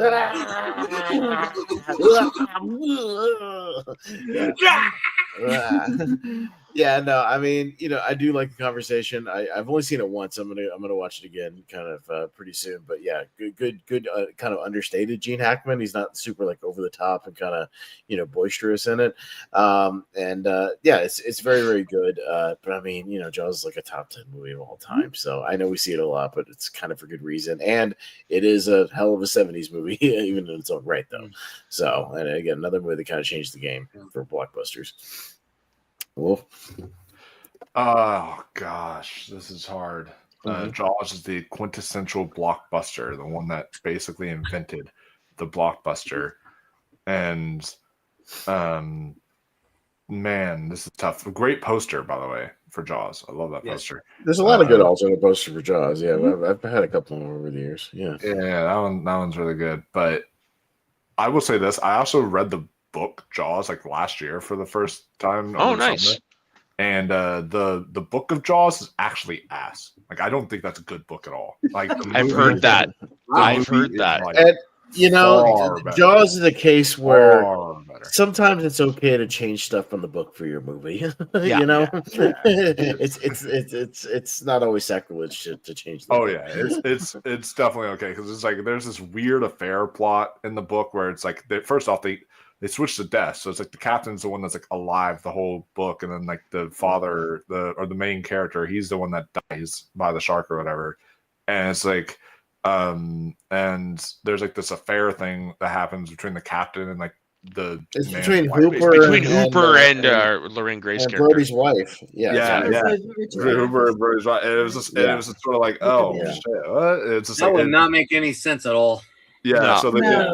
they did a lot of really weird stuff in the book, and I'm not really a fan of the book at all. But the conversation, man, whew, what a really damn good movie. Another Gene Hackman masterpiece. Rest in peace, Gene Hackman. You know what? Jaws is always on a tournament fight. I think I'm gonna have to go with the conversation. I think it needs to be more in the conversation. More people need to talk about this movie. So yeah, I see what you did there. Right. I've never seen the conversation, but it is one again that's on my list that I want to see. I just gotta find it. Fun fact about Jaws. Recently at an auction in LA, the only one of a kind harpoon gun from Jaws went up for auction. It's 1-for-1. There's no others. And yeah, Adam Savage on his YouTube channel has a video on it if you guys want to go see it. But anyways, no, I'm gonna go with Jaws. It's one of my all-time favorite films. It scares the shit out of my sister from Another Mister, which makes me laugh. No, I'm gonna go with Jaws. I just love the movie too much. Yeah. Jonathan.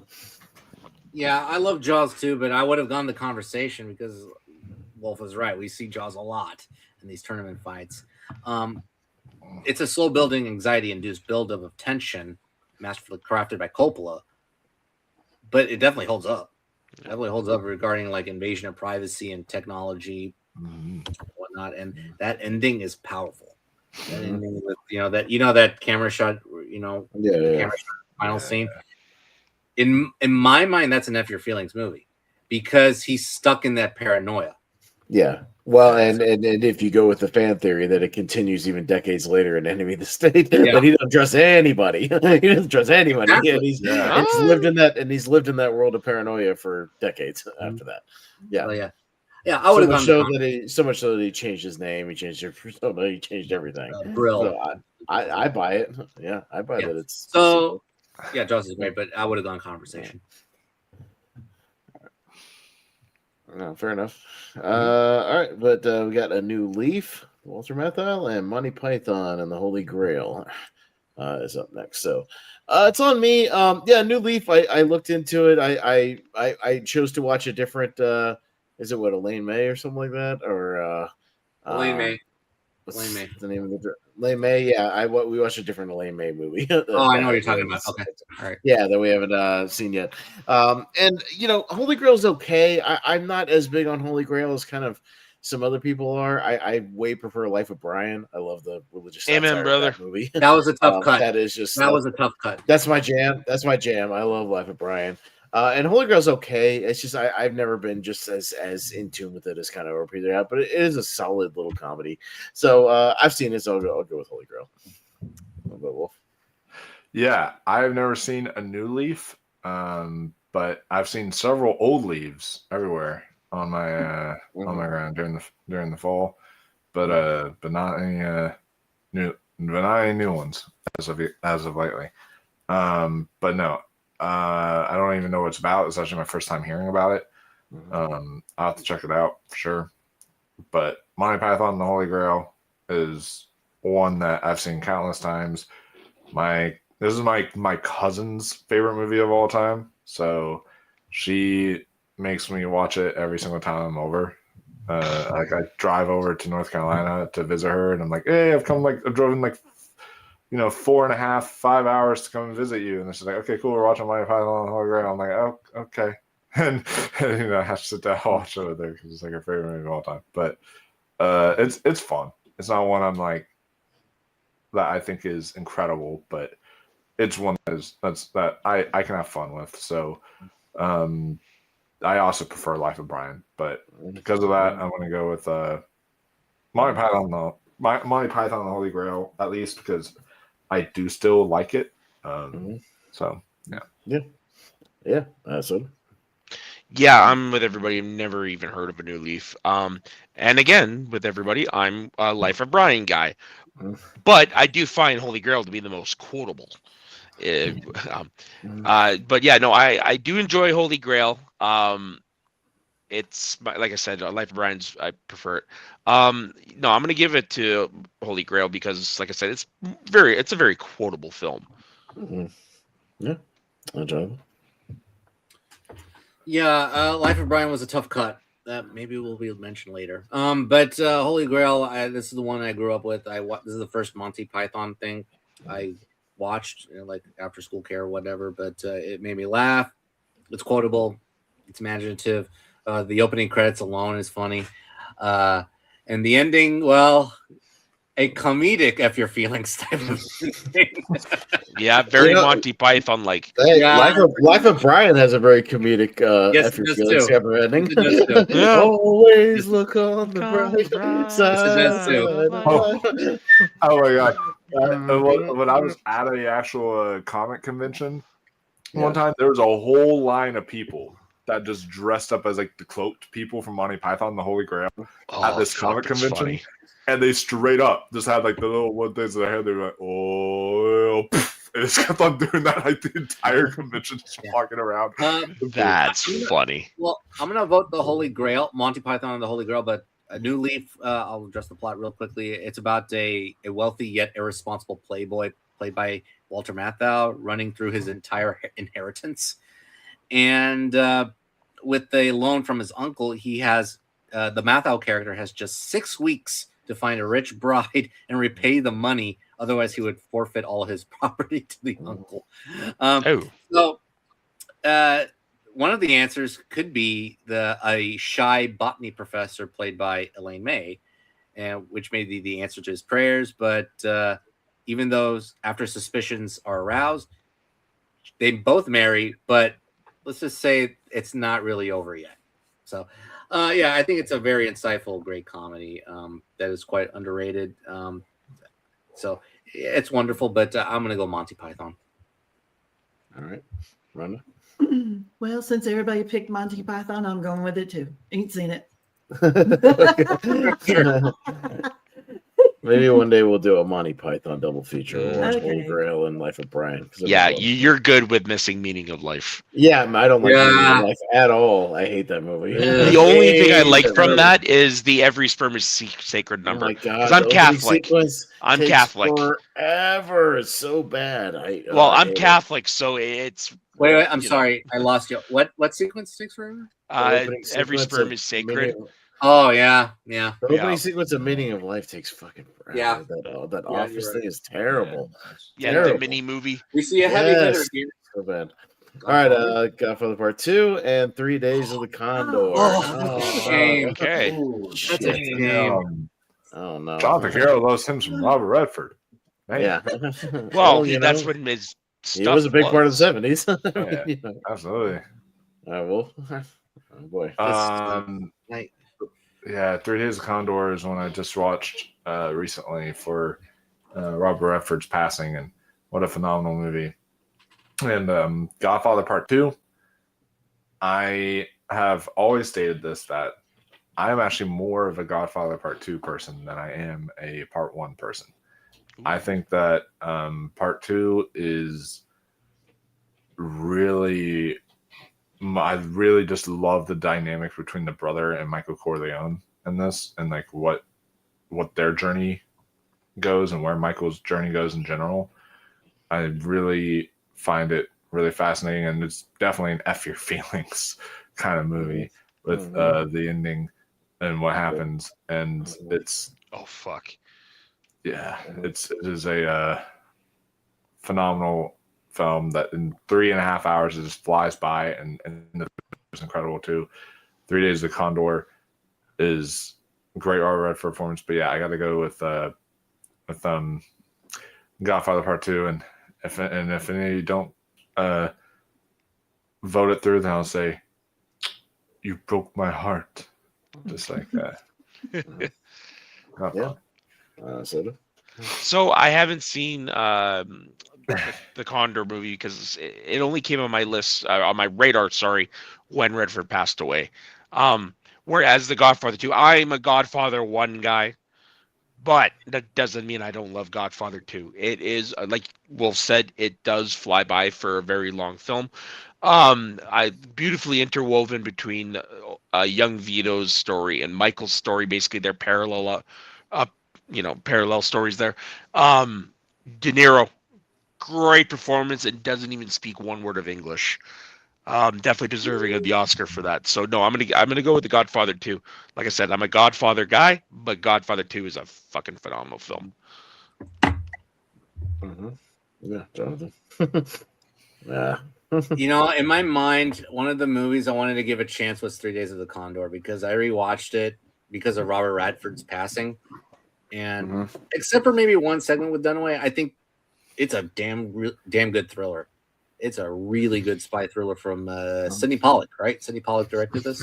Sidney Pollack, yeah.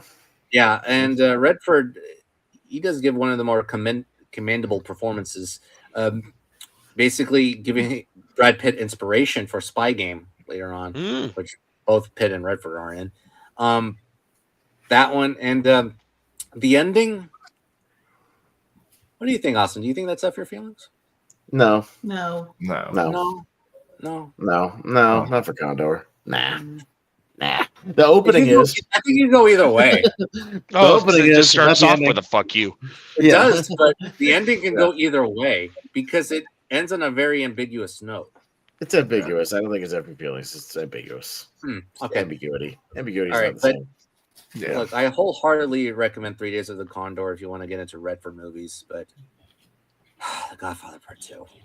It's just classic, timeless. Epic Pacino, epic De Niro. I'm sorry, 3 Days. I'm sorry, Redford. I'm going to go Godfather Part 2. We're having kind of wonky connection issues. Okay, Godfather Part 2. Hello? Gotcha. Sorry, we're having kind of... we've had some very windy conditions today, Yes. so I think the phone lines are getting wonked around today. So my internet's kind of being a little screwy today.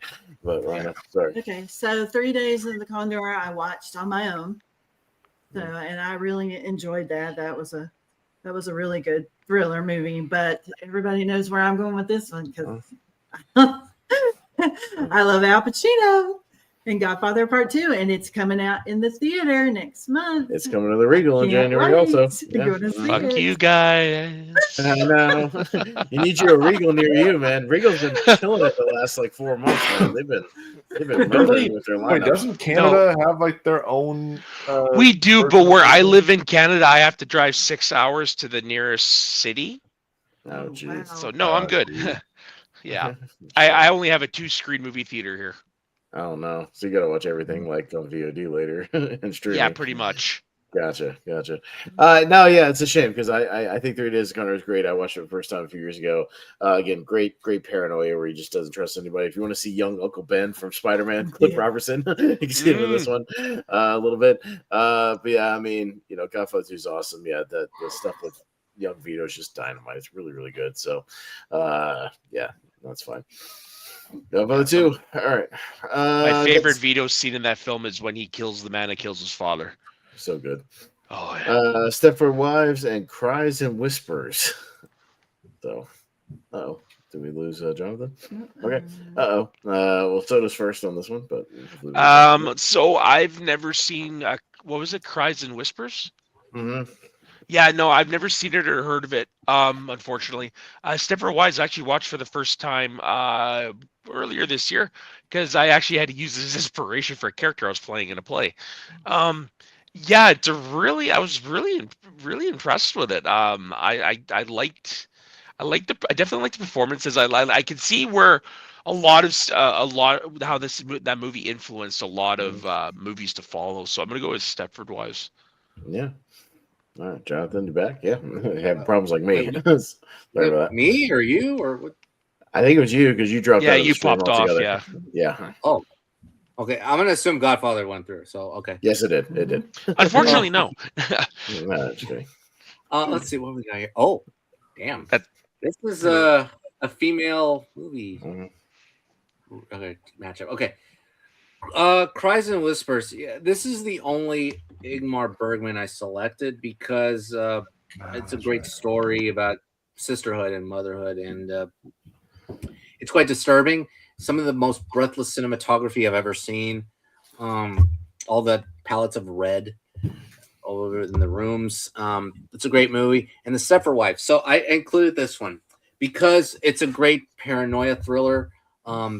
Catherine Ross gives a fantastic performance, and so is who's the other lady that plays she's alongside Catherine Ross for most of the movie. Who's that actress?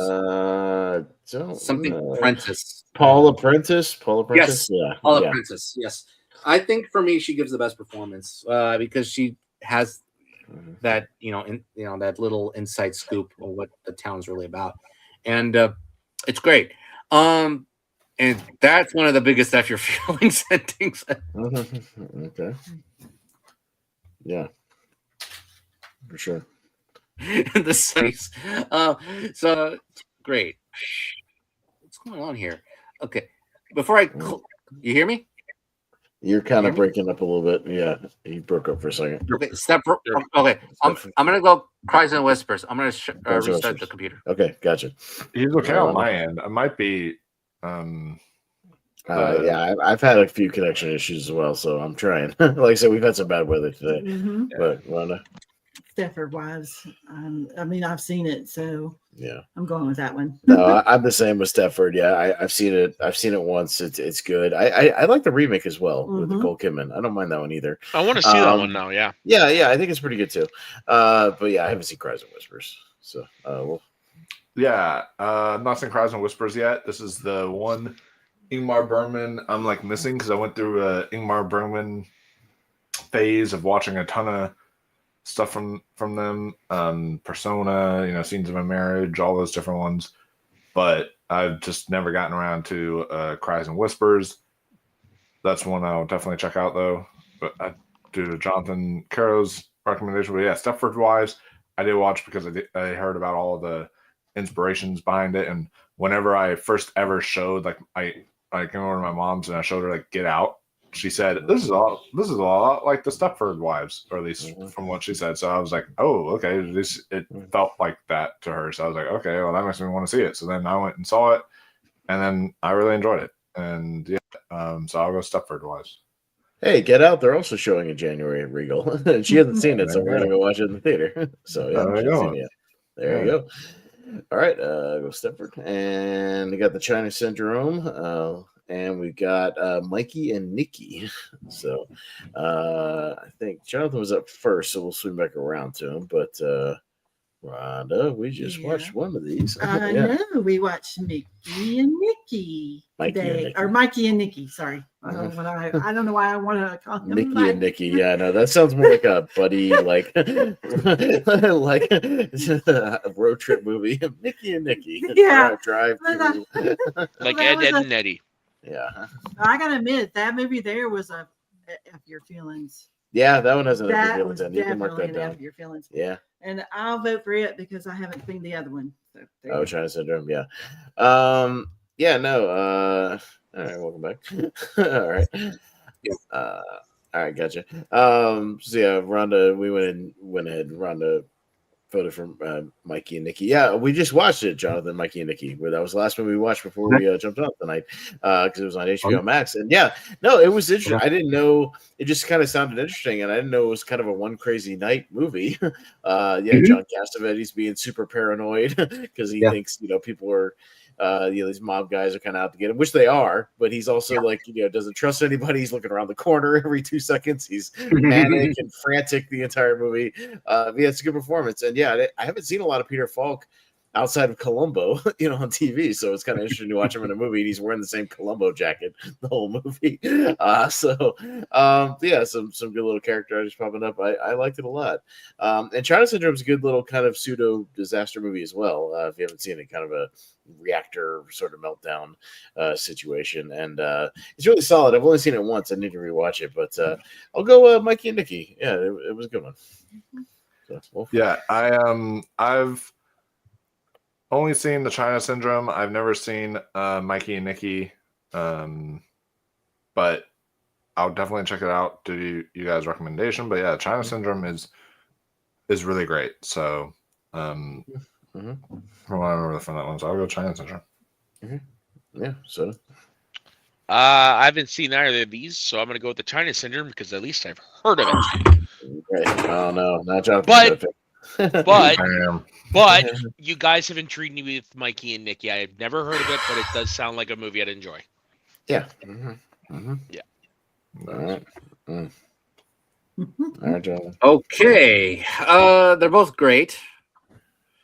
The China Syndrome is a great thriller about what's going on in the chemical plants. Jane Fonda, Jack Lemmon, Michael Douglas give great performances. That's an F Your Feelings ending. Mikey and Nikki as well too. Damn it. You know what? I want to champion a female director. I want to go Elaine May movie. Mikey and Nikki. Yeah. All right. Sounds good. All right. If you want to get Rocky and Nashville. Ooh. So Wolfman and John G. Alvinson. All right. Rhonda. Me? Mm-hmm. Well, I haven't seen Nashville. So, but yeah, I'm going to go with Rocky because Rocky's great. Stallone is awesome in that movie. I like him in that movie, and so me and you just rewatched that recently. Well, yeah, because we've been, we had a lot of Rocky on the main channel because we did a recast of Rocky and a wheel of movies of Rocky. So we were all Rocky the last couple weeks. Yeah, for sure. And I know that the actress that plays Adrian is Talia in The Godfather. So Yeah. And she did really good. She was really shy, and I mean, by the end of the movie, she breaks out. I mean, of her shyness and everything. But yeah, it was great. I like it. Yeah, no, easily go Rocky. Yeah, before we move on, that's both in both the series actually, both Godfather and Rocky series. She starts kind of shy and then she progresses. No, definitely. It'll be Rocky here. I have Nashville on my Fandango. I just haven't watched it yet. It's like I have a few 70s movies I bought a while back that I'll get to, for certain. It's like this. I have Last Picture Show on there. I have some other movies I need to get to eventually. But yeah, I'll go Rocky. So this is definitely interesting because what year was it that Nashville came out again, Jonathan? 75. 1975, yeah. When I looked at 76, Rocky 76. When I looked at that list of Best Picture nominees, I thought that was maybe the one of, if not the greatest year for Best Picture nominees in history. Yep. Go look back and Nashville, I think it was One Flew Over the Cuckoo's Nest and then several others. Yeah, and they didn't even nominate Jaws, I don't think, right? No, they nominated Jaws, but not Spielberg. They nominated Jaws, right, but not Spielberg. So it was just it was, but very, very interesting year. But Rocky also, which won Best Picture, deservedly so. Phenomenal movie. This is tough, but you know what? I think I'm going to actually go Nashville just because it doesn't show up on here as much as you'd think. It's Rocky does, but not Nashville. So, all right, yeah. So, I think I know where he's going. So I have, I have some questions for you, Wolf. Number one, how dare you?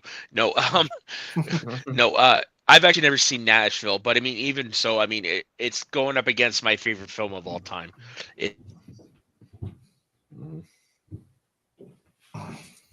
Great soundtrack. Uh-oh. Whoa. We're losing people. Uh-oh. Uh-oh. And we lost him. Uh-oh. And Wolf's got something going on too. Okay. Anyways, chaos in the stream tonight. We apologize. Yeah. Jonathan? Yeah, it's starting to become alien, you know? Yeah, right. Anyway. No, Rocky's great. Great sports movie. And okay, it's a great sports drama. That's weird. Great sports drama. An interesting romance. You can interpret whether the romance holds up or not, but because of that scene in the room, I don't know what's going on there. So, but also it's a great underdog story. It's one of those few underdog stories that gets started with those kinds of films. The ending is kind of your feelings, but he gets what he wants. Adrian. So he accomplished his goal, which was to go the distance. So it's not an he did. That's what he did. That's what he wanted. That's all he wanted to do. Yeah. He wanted to go the distance. That was fucking weird. Yeah. everything kind of started like glitching, like the internet was going out. Internet did, and all of a sudden, boom! I kicked out of the studio. Yeah. Okay. I think we've got gremlins in our internets tonight. Yeah. Yeah. Our all our internets are saying "f your feelings." Pretty much. But no, as I alluded to earlier, sorry to go back to. I would want to finish this one thought. As I alluded to earlier in the night, originally Rocky did have an "f your feelings" type ending where he threw the fight. Yeah. So. Anyways. Okay. Anyway, before cap talk, I would go Nashville because it represents the microcosm of America and interwoven with the music platform, especially country music, which is a genre I don't, I'm not affiliated with, even though I live in Texas. I mean, I don't mind it, but I don't listen to it as much. But it's a great Altman piece. This would be my definitive Altman film for the 70s. So Nashville will get my vote, and Rhonda, is up to you. She voted first. I voted for Rocky. Oh, Rocky? Oh, okay. Yeah, so it was already. All right, we got Blazing Saddles and Don't Look Now. That is funny. Yes. Okay. All right. Only on tournament fights. Yeah, right. No, I mean, I've seen Don't Look Now. I do love me some Donald Sutherland. I think Body Snatchers is the better Donald Sutherland movie in this tournament. But I do think Don't Look Now is a good, again, kind of a crazy sort of thriller.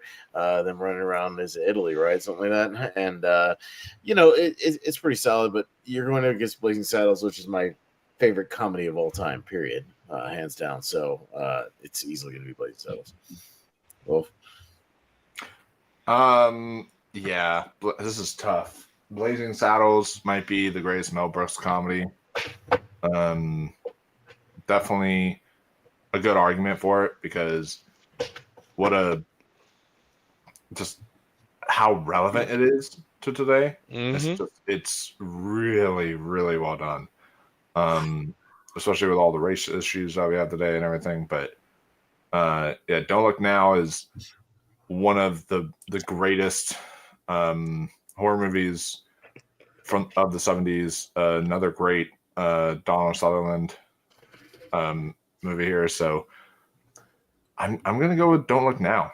That film is really great, but Blazing Saddles is still one of the best. But because we have a Mel Brooks movie that already went through, The Young Frankenstein, I'm more intrigued. Oh, jeez. Soda's getting all kinds of kicked out tonight. I don't know what's going on. He's glitching all over the place. But we'll come back to him, Jonathan. Different era. Anyway. No, I'm glad that I revisited Blazing Saddles for a tournament. And sorry, Soda. Anyway, I revisited. Hold on. I'm going to play this for Soda. This is Soda's right now, what he sees there. What the hell's going on? What the hell is going on? That's basically. To be fair, let Soda go first, and then we'll go to me. Okay. Sorry, my bad. No, this is going to be plain and simple, no brainer for me. Blazing Saddles, one of my favorite films of all time. Love the film. A lot of great jokes. Did you know you hired a stuff like that. So keep it simple. Blazing Saddles all the way. Every time it goes out, Soda just goes. Oh, come on! Yes. All right, Jonathan. Anyway, I was saying, No, I revisited Blazing Saddles this year for a tournament, and I'm glad I did because I thought it was just fine before the rewatch, and then after that, I was like, "Oh, this held up really well in terms of Hollywood standards, especially other things." But it's also really funny as well. I really enjoy Blazing Saddles; it's really good. And Don't Look Now. I don't pay attention to Sutherland. I actually pay attention more to Julie Christie. I think she gives the best performance of the two because she's still traumatized with the loss of their child, F Your Feelings beginning. And it is really worth exploring. And it does have an F Your Feelings ending. It does. It does. Blazing Saddles, no, it does not. But Don't Look Now, it's very interesting. It's interesting that I think Martin Scorsese is directing another movie in that vein. I think because it's focusing more on Leonardo DiCaprio and Jennifer Lawrence being a couple going to a European city trying to adopt a child, and I heard it's a ghost story. So maybe it could be Don't Look Now. I don't know. So yeah, even though it's very good, I like the rewatch. I like the movie more because of the rewatch. So I'm gonna go Blazing Saddles. Blazing Saddles, definitely. All right, Blazing Saddles. All right, we got Escape from Alcatraz and Dog Day Afternoon. All right, so Prison Break movie and a bank heist movie. So, all right, Wolf. Yeah, like I said, Dog Day Afternoon, got to watch that for the first time actually in a theater. So that was pretty great. And this is this is actually maybe my favorite Al Pacino performance. I think this is a really phenomenal performance from him. It's very nuanced. This is a film that's actually kind of relevant in a way because you get the way it talks about even kind of the queer community and trans identity and all this different type of stuff was also really phenomenal as well. And a great little reunion between actors here with Al Pacino and Lincoln, the other guy, John Cazale. Jonathan Caro. Yeah, because he's really quiet and more nuanced in here, but a really subtle performance that is really, really well done and heartbreaking. But yeah, Escape from Alcatraz, still a really, really great movie, but I'm going to go Dog Day Afternoon. Yeah. Soda? Yeah, I'm going to go with Dog Day Afternoon. John Cazale has only was in 5 films. Mm-hmm. All 5 were nominated for Best Picture, and we've talked about 4 of them. Mm-hmm. That man didn't have a long career, but god damn did he have a great career. And there's a documentary on him that I highly recommend checking out. Meryl Streep's in it, Al Pacino's in it, a lot of recognizable faces are in it. Go check that out. But I'm going to go Dog Day Afternoon for him. Mm-hmm. Yeah, Escape from Alcatraz is a very good movie. It's a Joel Siegel film. It takes its time with Clint Eastwood's character and also with 2 other characters. One played by, we saw him actually in the clip, Fred Ward, baby. Yeah. And no, it's a very calculated prison drama. Yeah, it's very good. It's a dad movie, by the way, so recommend it. Dog Day Afternoon, masterpiece. I love this movie. It's an excellent film. From you could debate this is one of Pacino's very best performances. He is great as Sonny. John Cazale, personally, I think this is my favorite John Cazale performance. He's excellent in this. He's quiet and reserved, but he's also kind of warm in a few moments in the movie, despite his lower level of intelligence. I mean, he has Pacino addresses a question like, "Which country do you want to go to?" Wyoming. Like so, so it's great. obviously it's not a spoiler because this is a true story. F Your Feelings ending, of course. Yes. Yeah. And also Escape from Alcatraz. That's a true story, but they escaped. So, Dog Day Afternoon will get my vote. It's an excellent. Yeah. Rhonda? I'm going 4 for 4 because you took me to watch Dog Day Afternoon at the theater. I think it was the second movie of those classics that we went and seen. Attica. And I definitely enjoyed Al Pacino in that, so I'm going Dog Day Afternoon. Yeah, no, when he's just like running back and forth in front of the crowd, just running around like a madman. No, he's great. Yeah. No, it was a good rewatch because I hadn't rewatched it in a while. Yeah, it was fun to see it in the theater. And yeah, I love my dad movies with these to it. But yeah, again, Dog Day Afternoon is a quintessential 70s movie. So no, 100%. We'll go Dog Day Afternoon here. All right, what's up, Doc? And Frenzy from Alfred Hitchcock. Soda. Interesting. I'm gonna go with What's Up, Doc, because I've heard of it. Okay, Jonathan. All right. I don't really need to go over what What's Up, Doc is all about. Frenzy, though, it's one of Hitchcock's last movies. So it's about a former squadron leader that has been fired from his job as a bartender. His friend who runs a produce stand consoles him. He visits his ex-wife at her own matchmaking agency to complain about his situation. And while he's dealing with the situation, there's a serial killer of women on the loose, whom the newspapers dubbed as the Necktie Strangler. And in an unfortunate circumstance, the ex-wife's secretary sees him leave a certain location, and he thinks that the squadron leader is the killer. Ooh. So it's a very interesting, deadly mystery. It's kind of convoluted, but it really hooks you from the beginning of the movie. The murders themselves are shocking. Like, this may be Hitchcock's most disturbing movie. I mean, he's made a lot of disturbing movies, but this is Psycho movies. It's gripping, it's clever, it's explicit, and it's sometimes funny.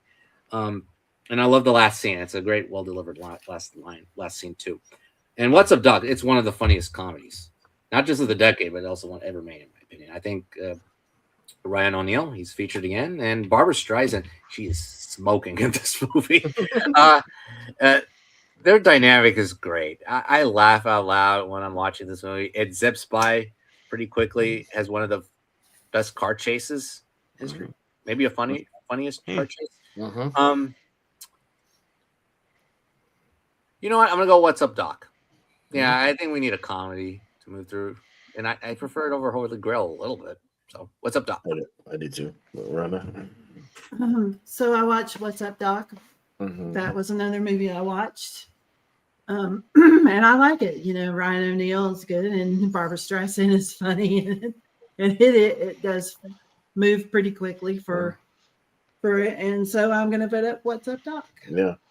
Now I'll go What's Up, Doc as well. Yeah, saw her first time a few years ago. Yeah, great tribute to screwball comedies. Yeah, very, very funny. Good character actors throughout the whole thing as well.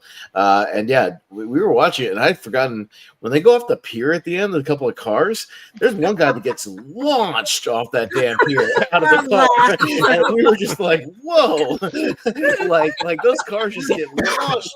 And I don't know, like, what the safety regulations were back in the 70s? None, I guess. Just Jesus. Like, people were just getting launched left and right. But it is funny when they're like, we can make it. And it's like, oh, no, we're not going to make it. And they just go right into the water. It's very, very funny. He hit all those, I don't know if it was awnings or what it was. And then he just...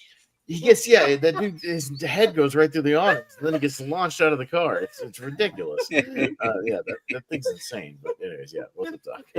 Well, I want to rewatch it now. Yeah. It makes you want to watch it. Yeah. So What's Up, Doc? Is a really fun, kind of quirky comedy with Ryan O'Neal. Great performance from him and Barbara Streisand. They're both just really hilarious in this. Frenzy, I did get to watch because I went on my whole Alfred Hitchcock binge. And Frenzy was one of the ones, and this is very brutal and kind of bleak movie at times as well. So I'm gonna be the underdog here and kind of give the edge to Frenzy. I was pretty impressed by it. But what's up, Doc? For now, a couple more here. We got Clockwork Orange and Barry Lyndon. Kubrick and Kubrick. All right, Jonathan. Shit. Two wildly different movies. What's so great about Kubrick. I mean, he's very versatile in his filmography. This is a dystopian sci-fi movie, very disturbing punk drama. And Barry Lyndon, I'm sorry, Austin, it's a period drama. I know. I'll talk about it. Yeah. So, and Ryan O'Neal again. Yeah, he plays the dislikable Barry Lyndon. Yeah, you don't like him from the first scene. Because he wants to get his own way and he doesn't want to suffer the consequences. And he ultimately does. And an F Your Feelings ending for him. And he deserves it. And A Clockwork Orange, is it? F Your Feelings ending? I don't know. The whole movie is F Your Feelings. The whole movie just kind of thematically is, like, it's sort of like it's depending on your interpretation, I guess it's hard. Yeah. It's a hard one to interpret. I'm okay with either one going through, but because of visual literacy and its stunning cinematography, like one of the best looking films of all time, I'm gonna go Barry Lyndon. But I'm okay with A Clockwork Orange going through right now. So Barry Lyndon. Rhonda? I haven't seen either one of these, and so I don't know which one to pick. So I guess Barry Lyndon. The Kubrick stare. Yeah. I'm going Clockwork Orange just because, I've seen it a lot. Barry Lyndon, look, I've tried. I've given it a couple of shots. It's period piece drama, and I can't get into it. If I had to do Kubrick rankings, it's just at the bottom. It's just the least of my style. So Kubrick's almost perfect, except for it wasn't for Barry Lyndon to me. And look, there was a line in The Housemaid. If anybody's seen The Housemaid, where she's like, "Oh, so and so is like the husband is like, oh, he's a movie buff. So if you hang around long enough, he'll rant and rave about how Barry Lyndon is an unsung masterpiece." And I audibly in the theater went, "Nope."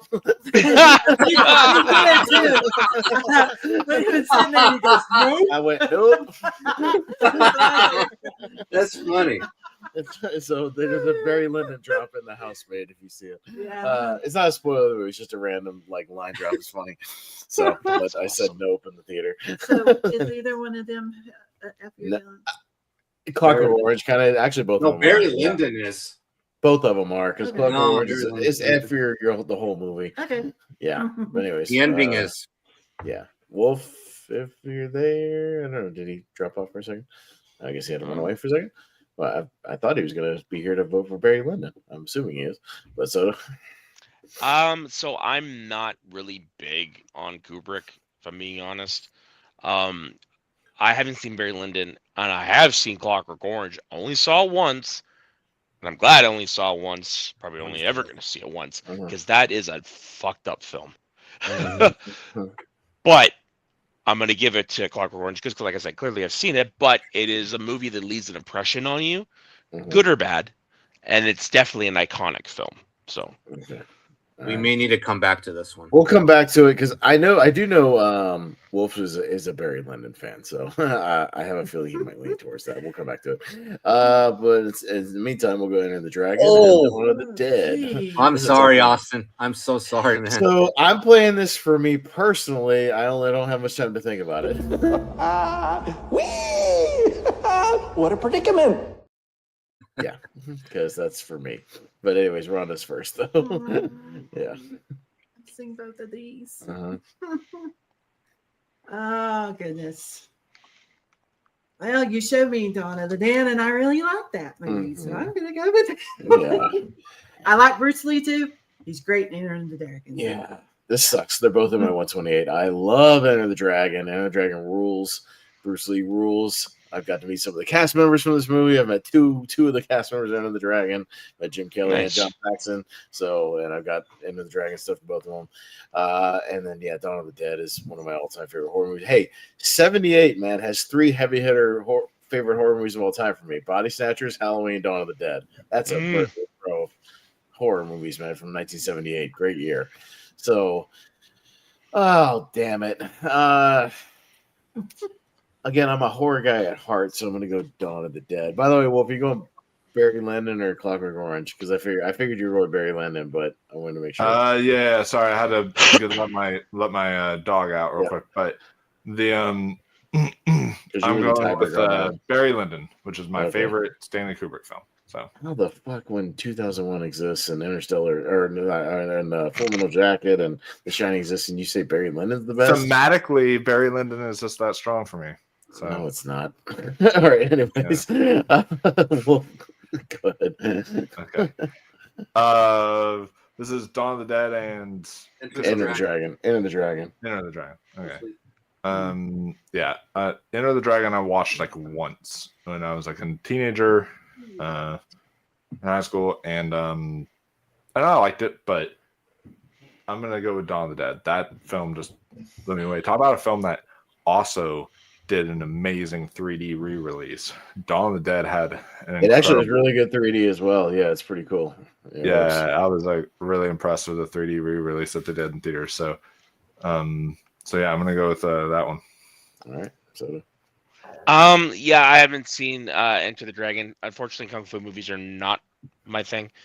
Dawn of the Dead is not only a great film, but it's a great special effects film, and I love me some visual special effects. Some of those are some of Tom Savini's best stuff. So I'm gonna go with Dawn of the Dead. Yeah, Johnny. Yeah, Enter the Dragon. Unfortunately, this is my only martial arts movie in the 70s here. It's a fantastic film. It is my favorite Bruce Lee movie. It's well paced, it's well told, the best told of the Bruce Lee movies. And the fight at the end is fantastic. You root for him, take him on. But rewatching Dawn of the Dead earlier this year for October, it's great. It's well crafted. It's great paranoia in the mall. Claustrophobic at times, gnarly, but not as gnarly as you think, though, because there's not much blood in here. But George A. Romero does deserve some recognition. So let's sweep it. Dawn of the Dead. All right. Sweep Dawn of the Dead. Halloween, speaking of 78, and Get Carter with Michael Caine.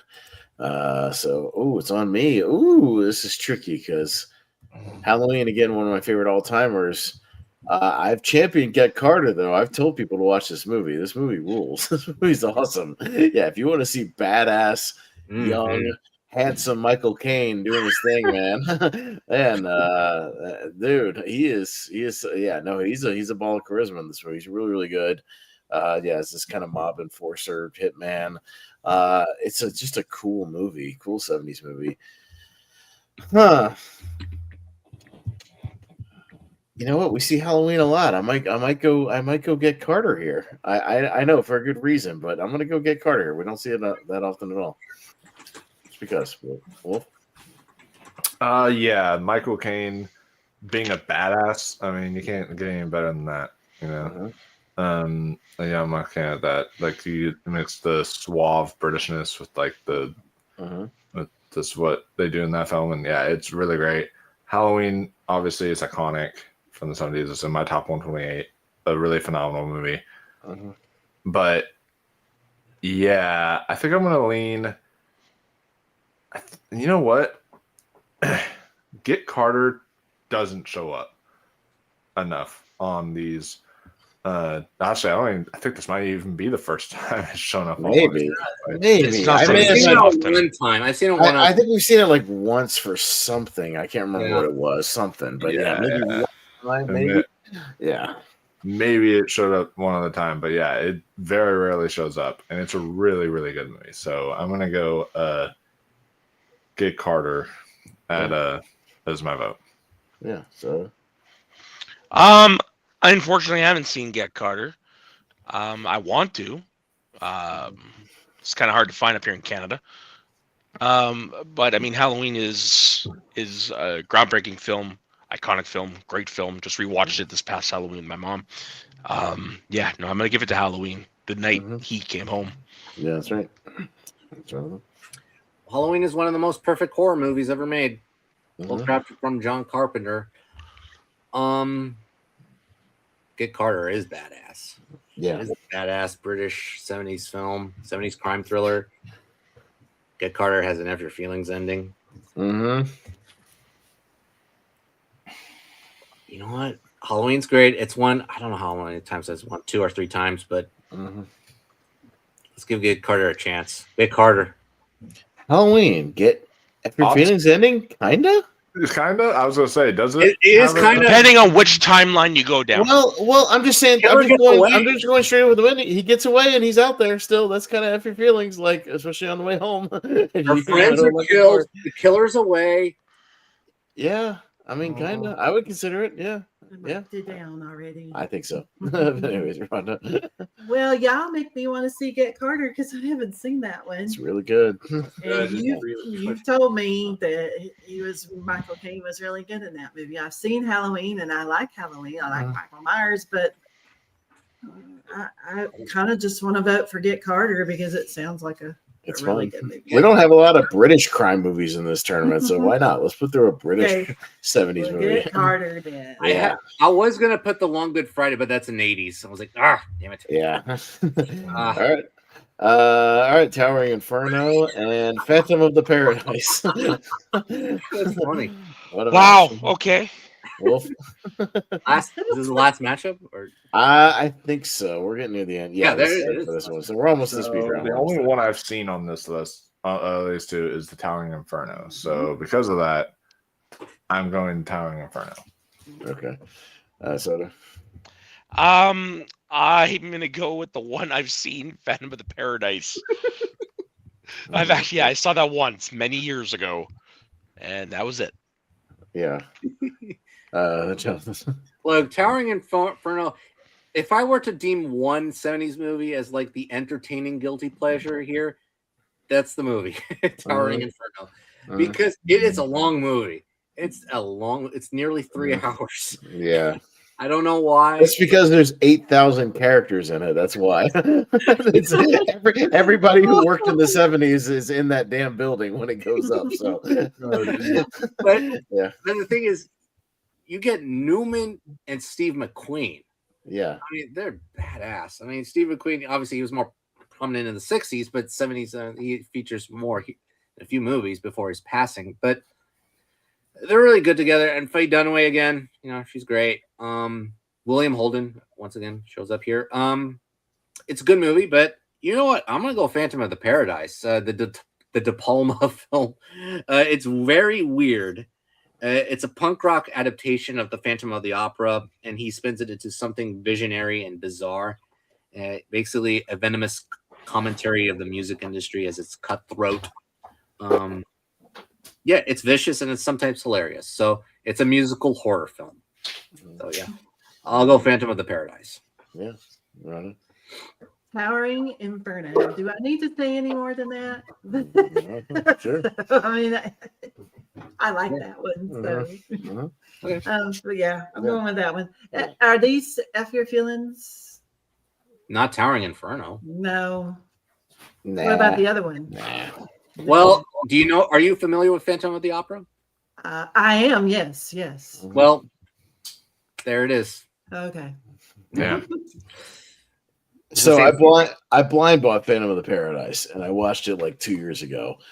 I don't know what the fuck I watched. Yeah, it's quite the film.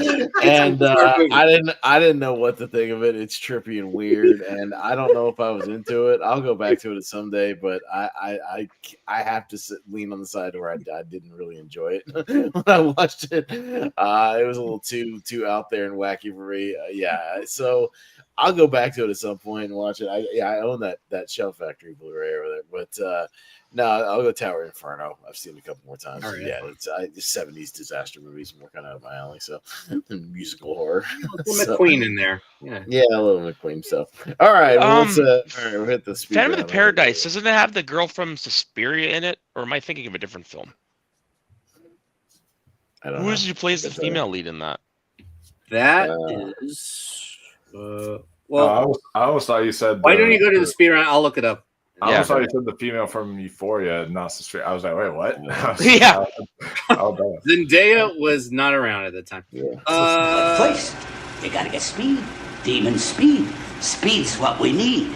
We need greasy, fast speed. Okay, her name is Jessica Harper. Yes. Okay. And it is her. Yeah, it is her. Okay. Okay, hang on real quick before we get started on the speed round. What's our F Your Feelings counter for the evening? 5, 10, 15, 20, 25, 29. 29 out of 64 have an F Your Feelings. So almost half. Have kind of yeah, there you go. All right, so you guys know how it works. Give me those quick votes, and we'll see which one takes Jonathan's 70s term this evening. Young Frankenstein, Colossus, Soda. No brainer. Young Frankenstein. All right, Jonathan. I'm gonna go Colossus. Rhonda. Colossus. I'm gonna champion Colossus. We see Young Frankenstein a lot. Oh my god. Wolf. Interesting. It's pronounced Frankenstein. Yeah. Colossus. All right. Little underdog going through. Okay. All right. Paper Moon and Apocalypse Now. Ooh, Jonathan. Apocalypse Now has one, so I'm gonna go Paper Moon. Okay. Rhonda. I don't know. This is a tough one. Yeah. Uh-huh. Apocalypse Now.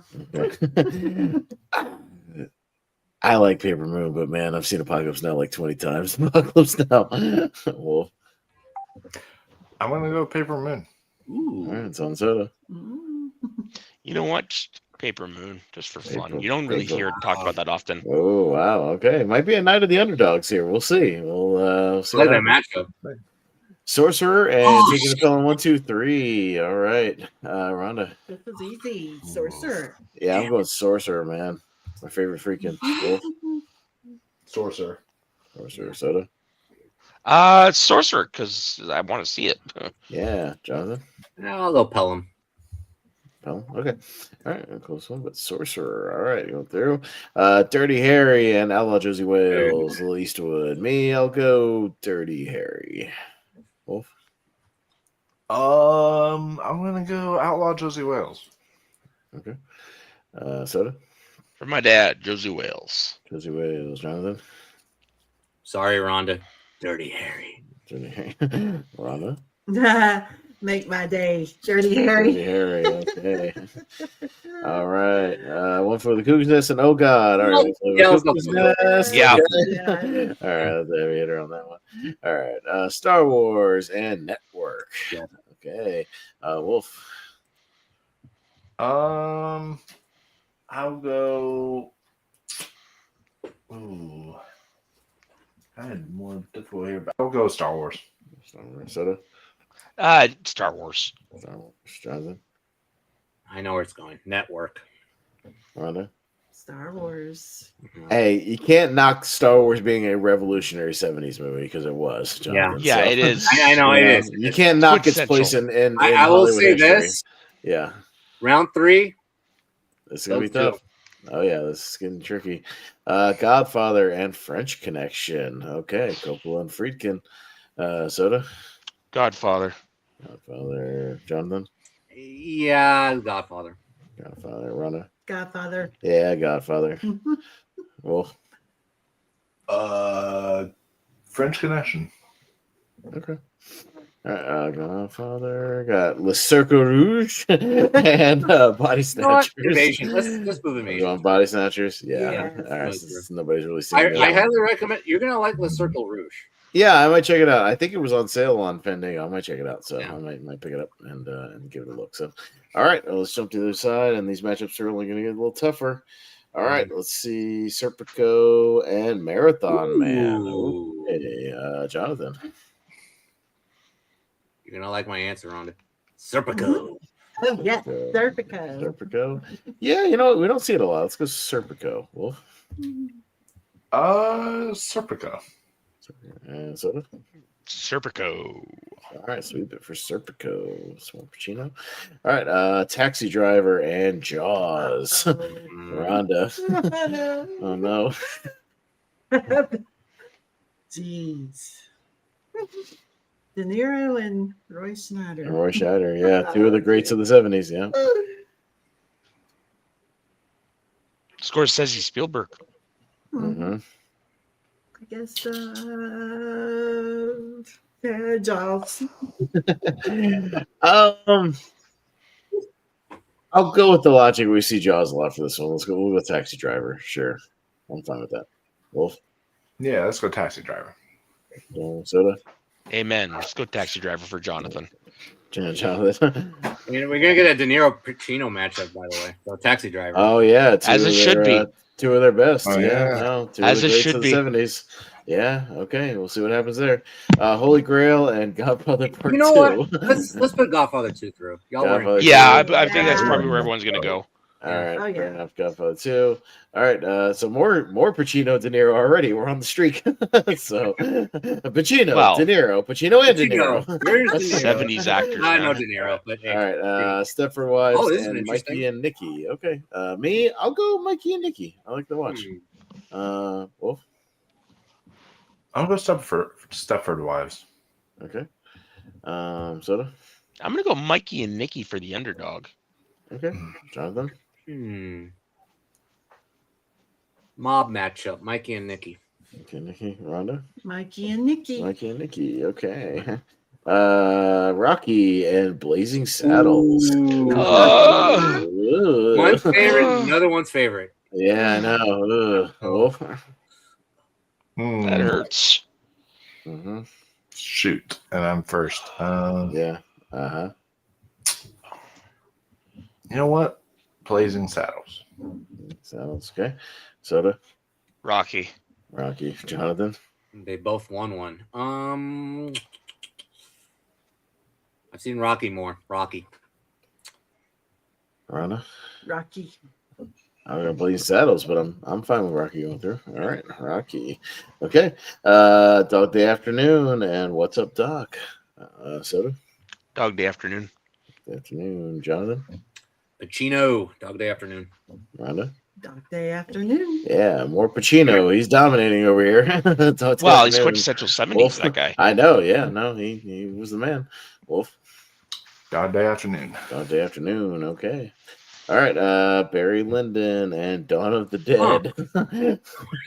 Let's see a crossover. Dawn of the Dead in like Victorian England, 1700s. That would be interesting. I mean, we would kind of have- had that with Pride and Prejudice and Zombies. Zombies. Yeah, a little Yeah. bit, but I want to see more like Romero kind of shit. But anyways, Jonathan.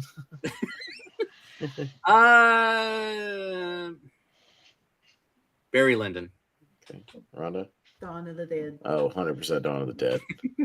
Wolf. 100% Barry Lyndon. Come on, Soda. Come on, on, Soda. Because Soda, come George on, Soda. Romero is buried in Canada for whatever reason. Dawn of the Dead. Okay. Oh, wait, Yay. I never know. Wait, Yeah, Is he he's buried buried in- in Toronto. Huh. interesting. Huh. Interesting. Okay. I got I to know. meet I him. was like, before- what the fuck? I did get to meet him. I have a picture with him. He was cool as fuck. He was a super Huh. cool guy. Yeah. All right. Get Carter and the Towering Inferno. Rhonda. Towering Inferno. Okay. I'm gonna go Get Carter here for a little British flair. Wolf. Yeah, I'm gonna go with some Get Carter. Okay. All right. Soda. Yeah, you know what? Get Carter. Let's put another underdog up there. Jonathan. Get Carter, baby. Get Carter. Okay. All right. Okay. So, all right. Matchups are going to get a little trickier as we go along. So, let's see what happens. All right. We're working our way down. I think we're going to the lead 8 here. All right. Colossus and Paper Moon. Me. Ooh. Man, I love me some dystopian sci-fi. I think I'll go Colossus here. Soda. Yeah, I'm gonna go Sorry, Colossus. I'm sorry, Wolf. I meant to say. Sorry about that. Nah, Sorry about that. Paperman. Paper Moon. Sorry. Now Soda. Colossus. Colossus. Jonathan. It's up to you. Paper Moon. Oh, it's up to Rhonda. Colossus. Wow. Oh, interesting. Oh, wow. It's interesting because actually I've seen Colossus more times than Paper Moon. Oh, interesting. Okay. Well, because remember, I was introduced to that movie at a younger age. Gotcha. Sorcerer and Dirty Harry, Wolf. Sorcerer. Soda.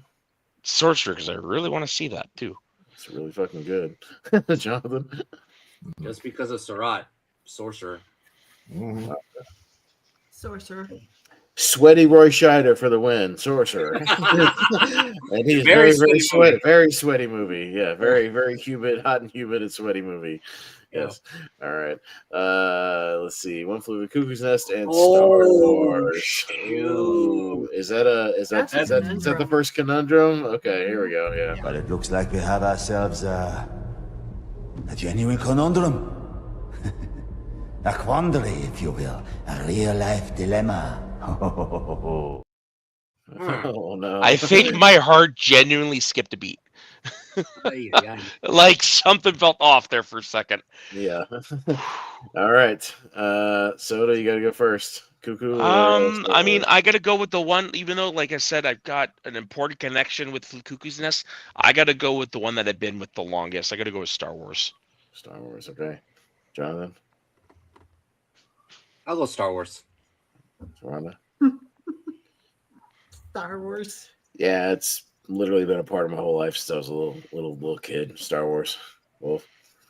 Yeah, I was going to make the exception and go with One Flew Over the Cuckoo's Nest. Okay. Yeah. Fair enough. But Star Wars. All right. Godfather and Invasion of the Body Snatchers. Oh, Jonathan.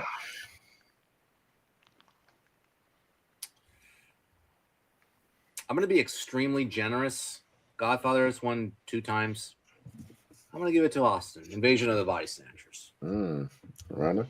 I'm going with Invasion of the Body Snatchers for you. Yeah, I was going to say, like, don't get me wrong. Godfather's awesome. It's amazing. Love watching it.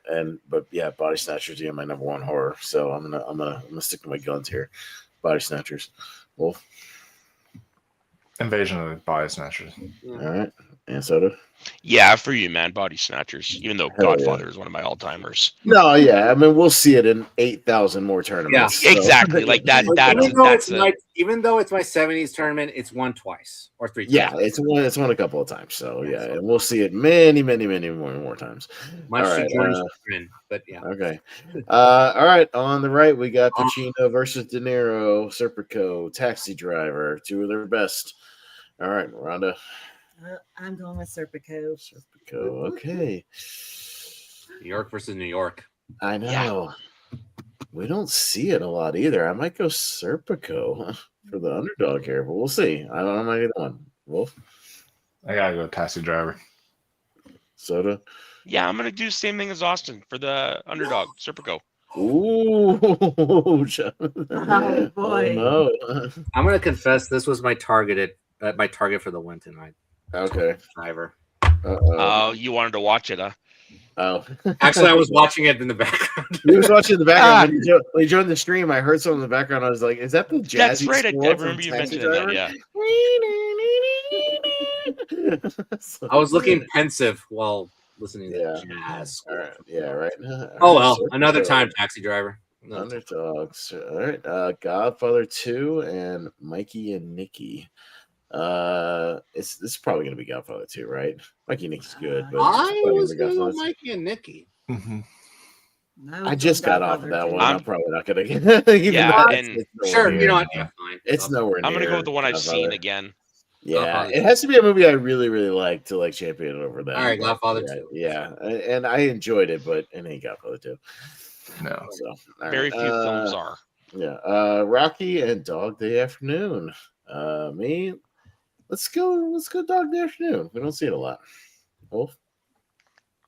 Let's go Dog Day Afternoon. Okay. Soda? Yeah, you know what? I love Rocky, but tonight I'm going to give it up to John Cazale. Okay. Jonathan? Okay, now I have to rethink my strategy. Hey, there's still a lot of good movies in there. It ain't like I have another strategy. I have another strategy in mind. Dog Day Afternoon. Okay. Rhonda? Dog Day. Dog Day. Okay, so Dog Day going through a little more. Pacino hanging on. Dawn of the Dead, and Get Carter. Wolf. You know what? Justice for Barry Lyndon. Get Carter. So good. Dawn of the Dead. Okay, Jonathan. Dawn of the Dead. Rhonda. Dawn of the Dead. Yeah, and I'll go Dawn of the Dead. It is one of my favorites of all time. All right. Dead. Okay, so we got a little mix. All right, a little mix of some drama, It's like the some 70s. sci-fi, some horror, some thrillers. Yeah, all kinds of stuff. And they're all 70s, right? No. Yeah, maybe. Yeah, no, of course. All right, Colossus and Sorcerer. That's an on the underdog left matchup. side. Yeah, two underdogs here. Soda. Yeah, I'm gonna go Sorcerer because that's the one I want to watch the most. Okay, Jonathan. Sorcerer. Rhonda. Sorcerer. I'll go Sorcerer. Yeah, Sorcerer rules. Wolf. I'll go Sorcerer. Sorcerer. Hell yeah. Some freaking. All right. He had a hell of a 70s run, so it makes sense. Yep. All right. Star Wars and Invasion of the Body Snatchers. Oh boy. Nice. Jonathan. Huh. Yeah, Spock versus Darth Vader. Yeah. This is my answer. Okay. That's my vote. Okay. Right. Yeah. Invasion. Invasion. Body Snatchers. I'm gonna go Body Snatchers because we're gonna see Star Wars a lot, and this is the furthest I've ever gotten Body Snatchers. So I'm gonna see what happens. Wolf. You know what? New Hope isn't even my favorite. It's actually my least favorite of that trilogy. I enjoy the whole trilogy, but it's my least favorite of that trilogy.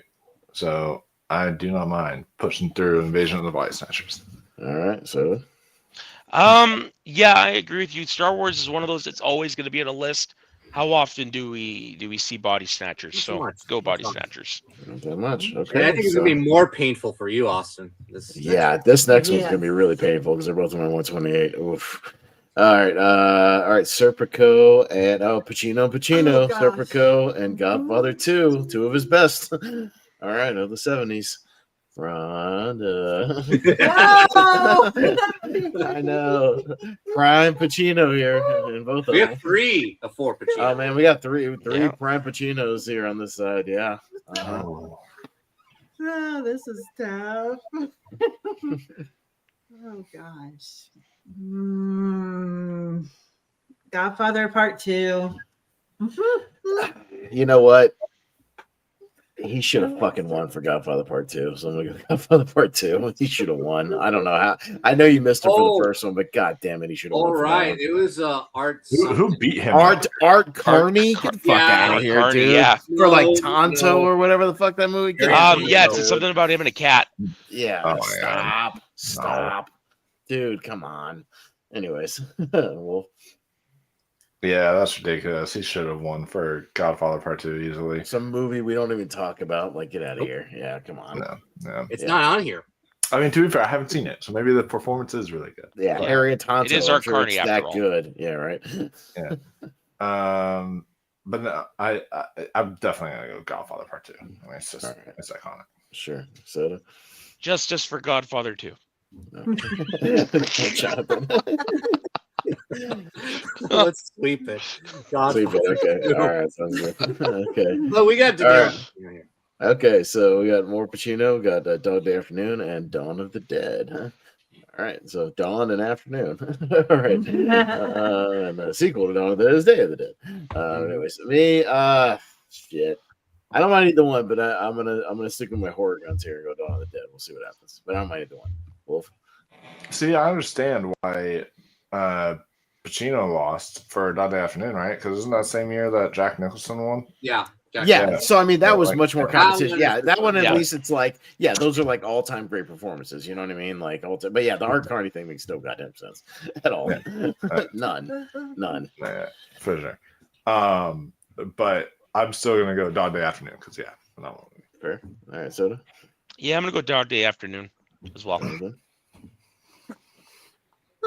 Let's get more Pacino. Dog Day Afternoon. Okay, Rhonda. Dog Day Dog Day Afternoon. All right, so Pacino, another Pacino matchup. Okay. And I forgot Oh, Kazale. Cazale in both of them. Yes. Look at yes. this Pacino, four. Cazale, Look at this Pacino. final four here. Yeah, these are these are some and they kind of represent all different types of 70s movies here, So Yes. I mean 70s true. paranoia, 70s crazy guerrilla filmmaking with Sorcerer, I would say, with Friedkin. You got epic, kind of big scale drama, and then you got kind of true story, drama with Pacino, with Dog Day Afternoon. So, By the way, Mhm. all left your feelings endings. Yeah. That's true. They all do. So you know what? It fits the theme. Yeah. So that works. All right. Let's break it down. Wolf's up first. Sorcerer and Body Snatchers. Oh, Yeah. I'm gonna go Sorcerer. Okay. Soda. Body Snatchers. Body Snatchers. Jonathan. 2-1. Sorcerer. Ooh. Rhonda. I'm going Body Snatchers. So See, this is a conundrum because neither one of these movies have made it this far in like any tournament. So this is like, I'm wearing the T-shirt though, so I got to go Body Snatchers. I'm gonna get me a Sorcerer shirt eventually, but I'm wearing the Body Snatcher shirt, so I'm gonna stick with it. Do you have the Criterion? I have the I have the 4K of Sorcerer. Yeah. So, and I have the 4K of Body Snatchers also. All right. Pacino Cazale. Godfather 2, Dog Day Afternoon. Soda. Godfather 2. Okay. Jonathan. Godfather 2 has won a tournament. I want to give Dog Day Afternoon a chance. Dog Day Afternoon.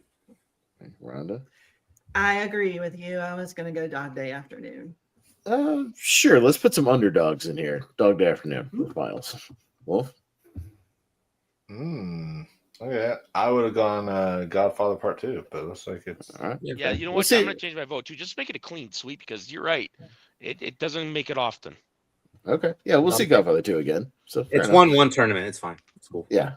All right. Dog Day Afternoon and Invasion of the Body Snatchers in the finals tonight for Caro's 1970s, and you got to kick us off, Mr. Caro. All right, what you got?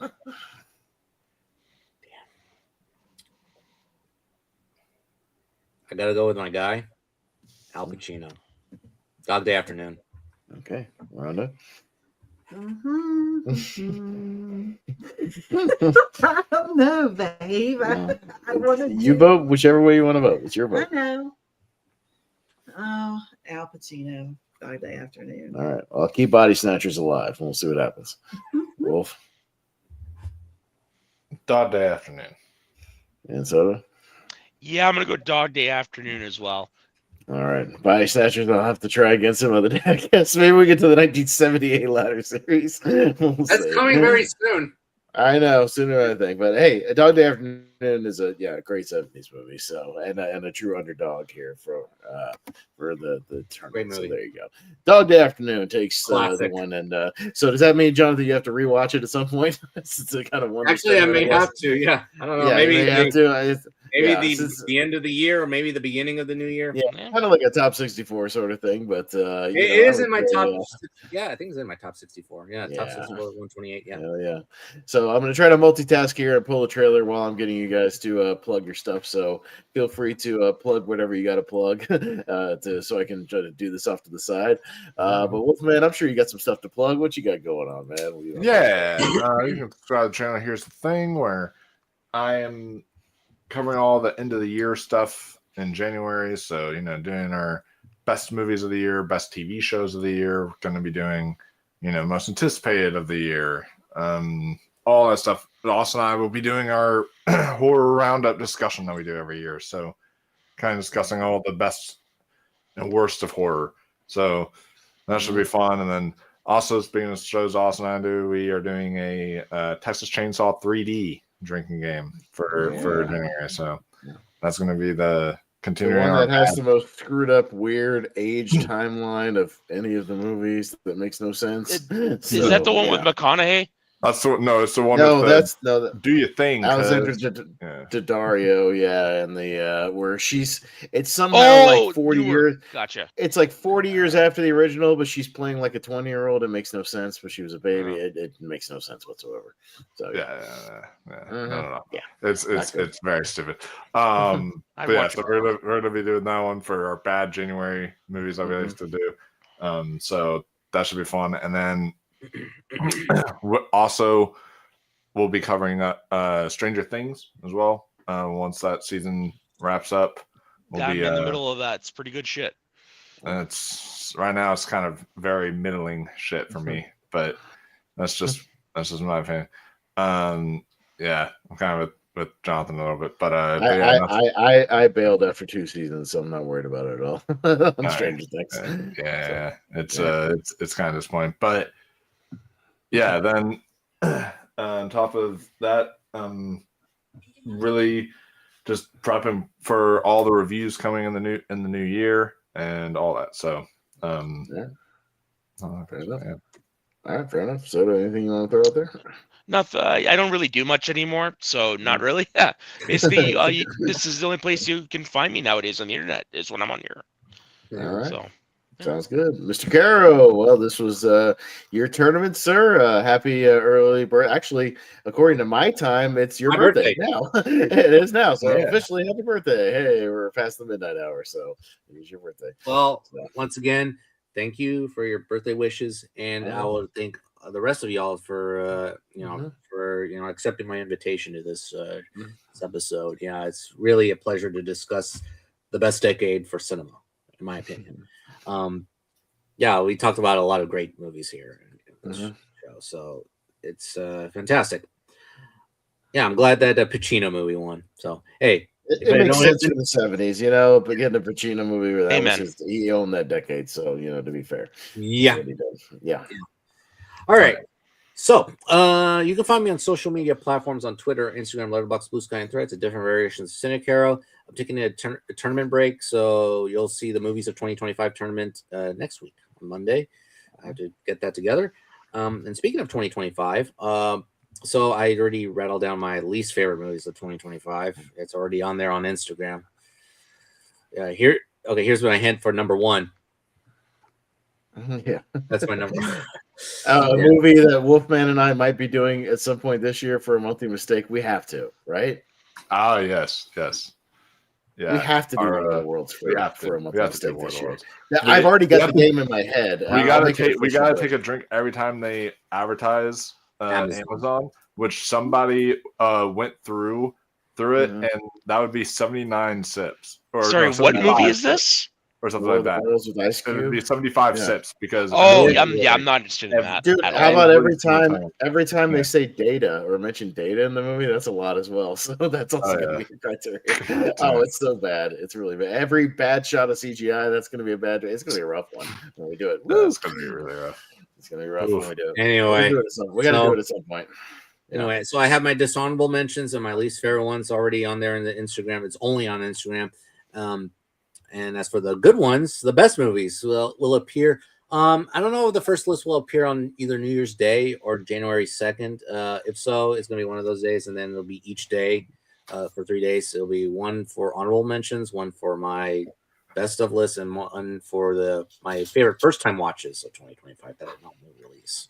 A lot of great stuff coming your way. And as for this show, what am I going to appear? The Paxton Pullman one. I think that's my next appearance for the new year. Paxton Pullman. That'll be an interesting show. Or some great. Remind me to throw you my rough draft of that because I do have a rough draft and make sure we didn't miss anything big. I think I got everything though. But I've got one. There you go. I know there's some great treasures and some buried treasures from each end. And then you'll see me also on the 2025 tournament fights. With you and I think Wolf is going to be there as well for 2025. So a lot of great movies. So and that's it. And a couple things. I think that'll probably be a wish list. If you want to send me stuff, it's fine for my birthday. It's fine. You don't have to. And one more thing. Thank you for your birthday wishes, and again, thank you for appearing on the episode. So It's sure. great. Anytime. Mhm. All right. What do you up, like? I just wanted to say, Jonathan, thank you for inviting me to be on the show. I really had fun. And happy birthday again. Thank you. Yeah. Thank you. Don't worry, I'll be back for your episode. I know you're going to be on mine. It's going to be, I think, a Okay. week in March where it's just going to be one episode for her and one for me. So it's going to be like this household thing because it'll be hers early in the week, and then my birthday episode will be later that week. So nice. That we're going to do. I think George's already got to work on the schedule. And to preview what I might do, I had a weird, goofy idea of calling it Muscles and Machismo, the toxic masculinity bracket. Let's go super over the top muscle macho movie. So you got your Arnold, you got your Stallones, you got your JCVDs. Yeah, your Jason Statham's, RoboCop. RoboCops, random stuff like that. It's just gonna be like uber testosterone tournament, and we'll see what maybe Snipes testosterone fuel tournament out there. So it might be something fun like that, just something goofy and silly. I like that. That's a good idea. A lot of fun. And Wolf, I have an idea of when we could do War of the Worlds. It kind of works out perfectly. Disclosure Day comes out June 12th. Which would probably be a good alien movie. So let's do a really shitty alien movie. What do you say? And Spielberg did a better version of War of the Worlds, so let's do the really shitty version. So compared to that one, that would work out perfectly, Wolf. Let's do it in June. That would work out perfectly, yeah. Okay, so we're gonna do that to tie in with Disclosure Day. So all right, because that doesn't interfere with our shark stuff in July and all that kind of jazz. So let's do it. And May is Mortal Kombat, so we're gonna do Annihilation for that anyway. So all right.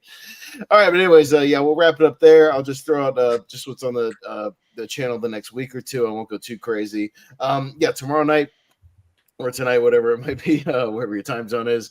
Most anticipated tournament of 2026. So we'll be previewing. If you want to get a good preview of the things coming out for the next year and get some good descriptions, Malcolm puts together some cool graphics where he's got a little brief description and the director and some of the actors, things like that. So if you want to get excited about the 2026 movies, tune in for that. Friday, another really fun one. The worst movie posters I could possibly find. 64 of the worst movie posters. Some stuff you may have not even heard of. Just horrible photoshops and character blocking. Bad titling, you name it, just the worst of the worst. I can send you some Tubi ones. No, I'm not doing that. I'm not going that crazy, but just I consulted a whole bunch of lists. I found a bunch of stuff. It's going to be a lot of fun. And that one, you don't have to see the movie. We're just voting on posters. So it's going to be a lot of fun and just really silly. So we got that coming up this week. And yes, as Jonathan mentioned, Bill Paxton, the Battle of the Bills, Bill Paxton versus Bill Pullman next week, next Tuesday. And then Dan Skip Allen's after the 128 the following Friday. So we'll just leave it at that. We'll drop it there for the 1970s. So happy birthday again, Jonathan. Thanks for having us. Appreciate it. That was a good time talking some 70s, and I'm sure we'll see more 70s movies throughout the year because there's always hidden gems to discover from the 70s. Coming soon, Probably next year. We'll keep our discoveries going. So we'll wrap it up there for the Movie Hero Network. So for Michael Wolfman, Wyndham, for Matt Mageau, for Jonathan Caro, the birthday boy himself, for Rhonda right next to me, I am Austin Pez Howell, and we'll see you guys next time.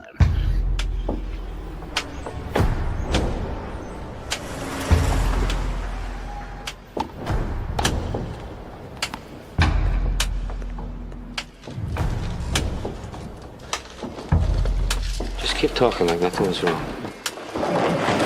Freeze! Nobody move! Get over there! Okay. I can't do it, Sonny. All right, let him out. Let him out! We're moving right along, folks. We're gonna get this thing done in half an hour. We just gotta fly.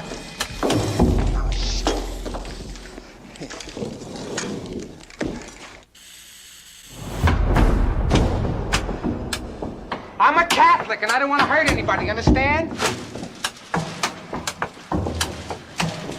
What? That's all there is. What are you talking about? They picked it up this afternoon. There's only $1,100. Well, she's telling you the truth. Well, I can't believe it. There's no money here. What are you doing in there? We got you completely by the balls. You don't believe me? I'm looking you right in the eye. I'm telling you, there's a way out of this thing. We got the hostages. We make the demands. We get a helicopter here. It lands on the roof and takes us to a jet.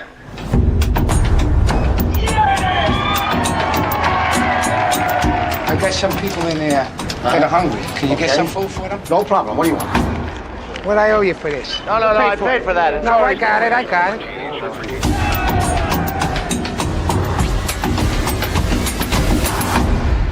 Is there any special country you want to go to? Wyoming.